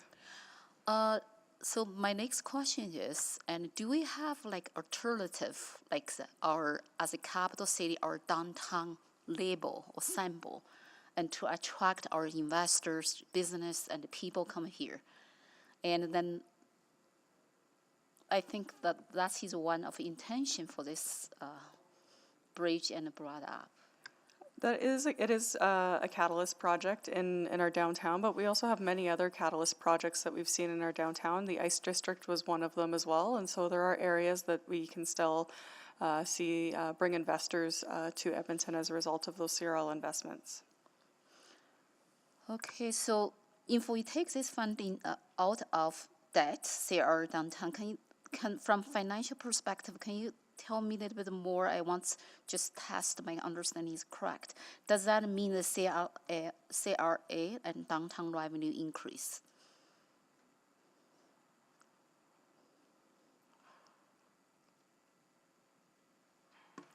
Apologies, I missed that. Can you ask that again? Okay, so if we take this $17.5 million out of debt, CRA downtown, does that mean our revenue for CRA downtown increased? And because we have two different term funding source and for the CRA project, one is debt and one is revenue. Yeah, so I would say that would be hard for us to determine because it would depend how much you believed that project catalyzed investment to impact the lift that we're getting in revenues. Okay, that's a good answer. Okay, thank you. And then my next question. About the fire station. So based on this reduction, and does that mean the co-location fire housing project, co-location and fire station, and then for design will be more expensive than the standardized design to PDMF? No, the way I read this motion is that essentially we're getting direction, if approved, we're getting direction from council that the Walker Fire Station would just be built as a fire station, not as co-located housing. It would just be a fire station design. So what's the specific reason at original and we design as a co-housing project? Previous, I apologize, I can't remember if it was a direct motion. I think it was a direct motion that when we undertake facility projects, we consider the potential for co-location with housing. This is an opportunity to do that. Okay, so I may have more questions, and then I don't think enough time. Thank you, Councillor Rice. You can come back later for another round. Councillor Cartmell. Thank you. Just a couple questions about the district energy network strategy. So the motion calls to fund this to Checkpoint 5. I'm wondering about just funding this to Checkpoint 3, and on the basis that we've been kind of stop and go on the downtown district energy system. And that's not meant to be a criticism, but we've gone from a heating loop to an ambient loop back to a heating loop, that kind of a thing, cogen, no cogen. And I wonder if we have enough definition even to provide the estimate that has been provided to Checkpoint 5 right now. So and I'm not looking to defer, delay, or obfuscate or any of those other things. I'm just wondering if maybe we do some of this initial work and then come back with a more definition around further funding, and how long that would take, Mr. Lachlan, the first part. So our preference is always to undertake design to checkpoint 3 to get to better scope, schedule, and budget certainty. This is no different. And so that would be our preference. I think part of the challenge is we also then, our preference is not to undertake design with tax-supported debt. And so that would be a consideration if there were a decision to go to checkpoint 3. Certainly from what I identified, a certainty perspective, our preference would go to checkpoint 3, but then on the basis of, and not putting words, and maybe that's a question to the mover. Sure, yeah. Trying to preserve debt space, maybe, yeah. Yeah. Yeah, okay. But admin would come back once some more precise design is done before going to checkpoint 5, or not necessarily? No, Maybe we absolutely would, because our approach is to, based on the nature of this, because it's a node approach, is that for those individual components, we'd have standalone capital profiles to advance them. Right, we distribute them into different, okay. Okay. Okay, I think that's all my questions. And I guess perhaps to Clerk Ward, if I have an amendment to offer that addresses more than one element of the motion, is that one amendment or more than one amendment? Like, I don't know if I can make an amendment that says change this number and change that number and change that number. If they're for different portions of the amendment, I would say they would be separate amendments. Separate amendments, just okay. for ease of understanding. Okay, thank you. Well, I'll offer one now. Who's chairing? I'll go to Councillor Wright. Should we want amendments now, or do you want to wait? I will ask, the clerk, should we wait till questions are done? Not necessarily? Okay. Okay, Okay, go for well- it, you've got time. I'll offer one then, and that is that item 7, the bike plan implementation, that I'm going to leave the approach alone, but that the total funding for this profile be reduced to $30 million. So, Councillor Cartmel, just before that's seconded, we just have to remember there's 2 other amendments that have also been tabled that are for different approaches. So if, which is fine, so this is fine, so just before it's accepted, Chair Wright, if there are any other amendments related to this profile, it would be extremely helpful if those could be made so that we have them, so that we can prepare them and figure out the relationships, because you can't do they're not all gonna pass, and some of them, depending on the order in which they're voted on, will actually be out of order. So sorry to interrupt, but just if we can get clarity, that'd be super helpful. 100%. Mine was only on the total funding, and, just building off what's there, 5.95 in the first, in 23, and then the balance in 24. And that's all I have to offer for an amendment right now. I'm sorry if I missed somebody else's amendments on the approaches. My mistake. That's it for me. Thank you, Chair. Thank you, Councillor Second. Cartmel. That is a motion you are putting forward, second by Councillor Hamilton. Okay, before we go to a vote, does anybody have questions for the? Sorry, we can't vote, we can't vote. No, just if there's anything else related to this, before you vote on it, we need to get it and stack it all up, because there's gonna be subsets of amendments, and I think we're leaning a little towards a fill in the blank in the middle of this omnibus, so we just gotta sort that out. Okay, so I have one of the amendments for the bike plan. You do. Yes. But that's okay. Okay, and then who is the other one? I think it was, it's in the document, we'll pull it up. Because if it's Councillor Jans and he's had to leave for childcare. You're not gonna be able to vote on any of these tonight, anyway. But it's just, right now, we've got 4, somewhat 5 related. If there's anything else before you end for the day, it'd be great to know if there are any other potential flavors to that profile that might be coming forward, so we can get prepared for you voting on Friday. Okay, well, there is just the other two, so do I need to ask if anybody else is putting forward any other amendments? That'd be really helpful if you Thank could. you. Is anybody else considering any other amendments to the bike plan portion of the motion?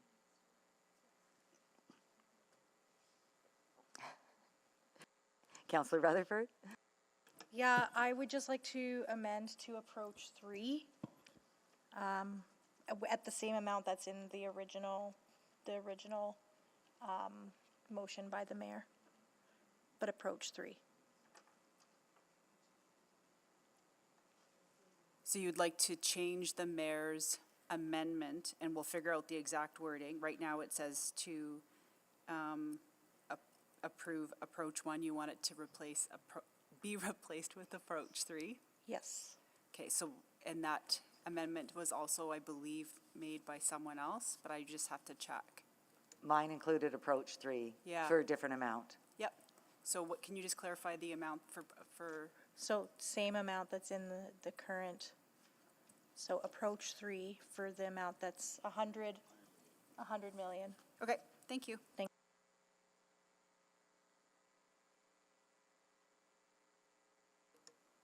Who is And- the seconder for that? Second. And then I did find Jans's, his was also for approach 3 for the 201. So do we vote on higher amount first, coming So down? what we're gonna do is, you're not voting on anything right now. We're gonna have to take all of these away and stack them up, and you will, my recommendation was you'll be voting on the greatest impact first, but this is all gonna have to be stacked up, so we'll have to figure that out before you vote on Friday. Madam Chair, I will also like to put something, but anyways, just wanted to let you know. In regards to the bike plan? Yes. Okay, so we have another one then that we need to consider to have it stacked? And have her It'd be put great that to get- forward? it'd Yeah, be but great. I guess I was also wondering, Madam Clerk, under what circumstance can we just call it a fill in the blank? Or is it just to wait for you to bring it back? So typically, a fill in the blank is when you're just changing the numbers. This is actually changing an overall approach. So we're gonna have to work with our partners in IAS and finance to figure out how Okay. we're gonna figure this out. Okay. I'm just looking to change the number similar to Councillor Carmel's, but at 50. Second. So which approach, just, So say the same, but it's the total number that changes for I take my 50. second back. So And- total of 80,000 then? 30 plus 50? No, sorry. So approach 1, total 50. Okay.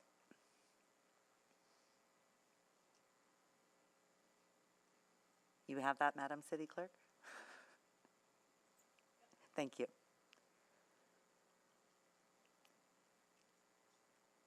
Oh, and seconder on that? I'll second. Thank you, Councillor Hamilton. sorry, we had Councillor Tang and Councillor Rutherford had seconded that? I had heard Hamilton.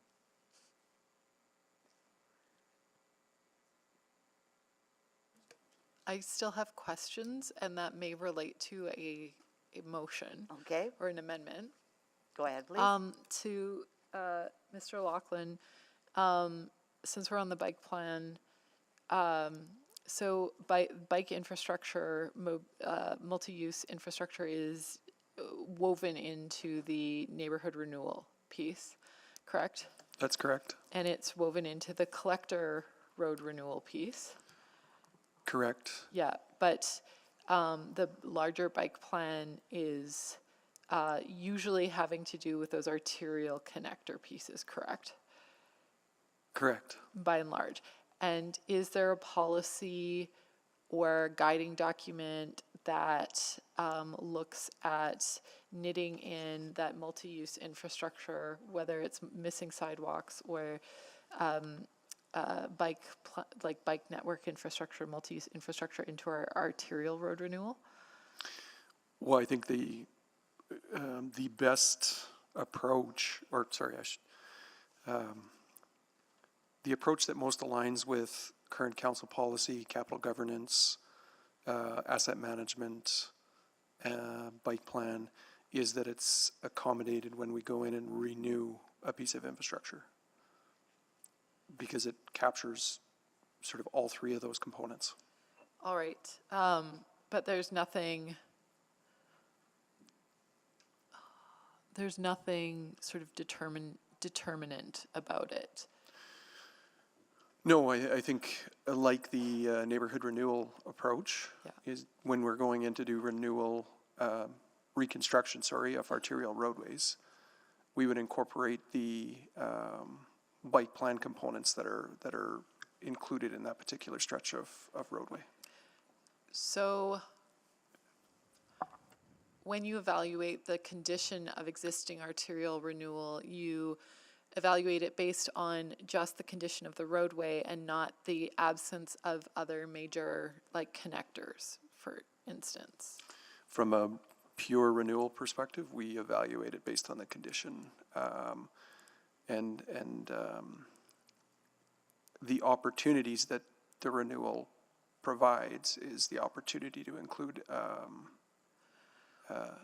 additional enhancements or meet other policy objectives of council. So, and this is a bit of a theoretical question, what would happen if you looked at your arterial renewal with an added lens of that connectivity piece? Would that change some of the prioritization on arterial renewal? In this budget cycle, on the basis of the amount that's allocated to renewal, it would be, and that's a good question. I think it would be limited just based on the amount that's being allocated, because we are investing less than ideal. Okay, what would be the, I'll say, minimum threshold? Because right now it's about 25% renewal. Is it 30, 35? In your best guess, like, I know this is orders of magnitude, you're spitballing here, that would allow you to kind of sort of change that lens? That's a takeaway question. Yeah, okay, all right, I'll come back to you on that. And, okay, I'll leave it there for now. I don't have a motion now, Madam Chair, but depending on maybe this discussion, there might be, I'll say, a subsequent built in there, or something sort of added later. Okay. Thanks. Okay, thank you very much, Councillor Hamilton. And Councillor Principe? Thank you, Madam Chair. So for amendment number 3, the vehicle and equipment replacement, can you tell me what kind of impact would that have on the fleet? So, Councillor Principe, we would need to take that away and do a little bit of assessment, because that would be a reduction of about 9% over a 4-year period. With some planning, we could likely manage that. What it means is it's not that we wouldn't be replacing specific vehicles, but we would be deferring them into the next replacement cycle. So with some work, we think we could manage that. Certainly it wasn't a recommendation, but it's not, not like reducing it by 50%. We're in a manageable place, I think. Okay, good, good. And Ms. Padbury, this might be for you. So it would be reduced, if passes, by 11.2 million from the reserve funding. Where would that funding, would it be, we could use it on other capital profiles, or where could we use this money? Would it be constrained, or? So I think I would make an interpretation of what's being done here. I think if with the reduction motion, you're removing it from the reserve, removing it from the reserve would recharacterize it as perhaps pay-as-you-go, because the fleet vehicle reserve funding under policy can't be used for anything other than fleet vehicle replacement. Okay, so it would be available as pay-as-you-go. I'm interpreting it as being recharacterized by reducing it and pulling it from the profile. Okay, okay, great. And then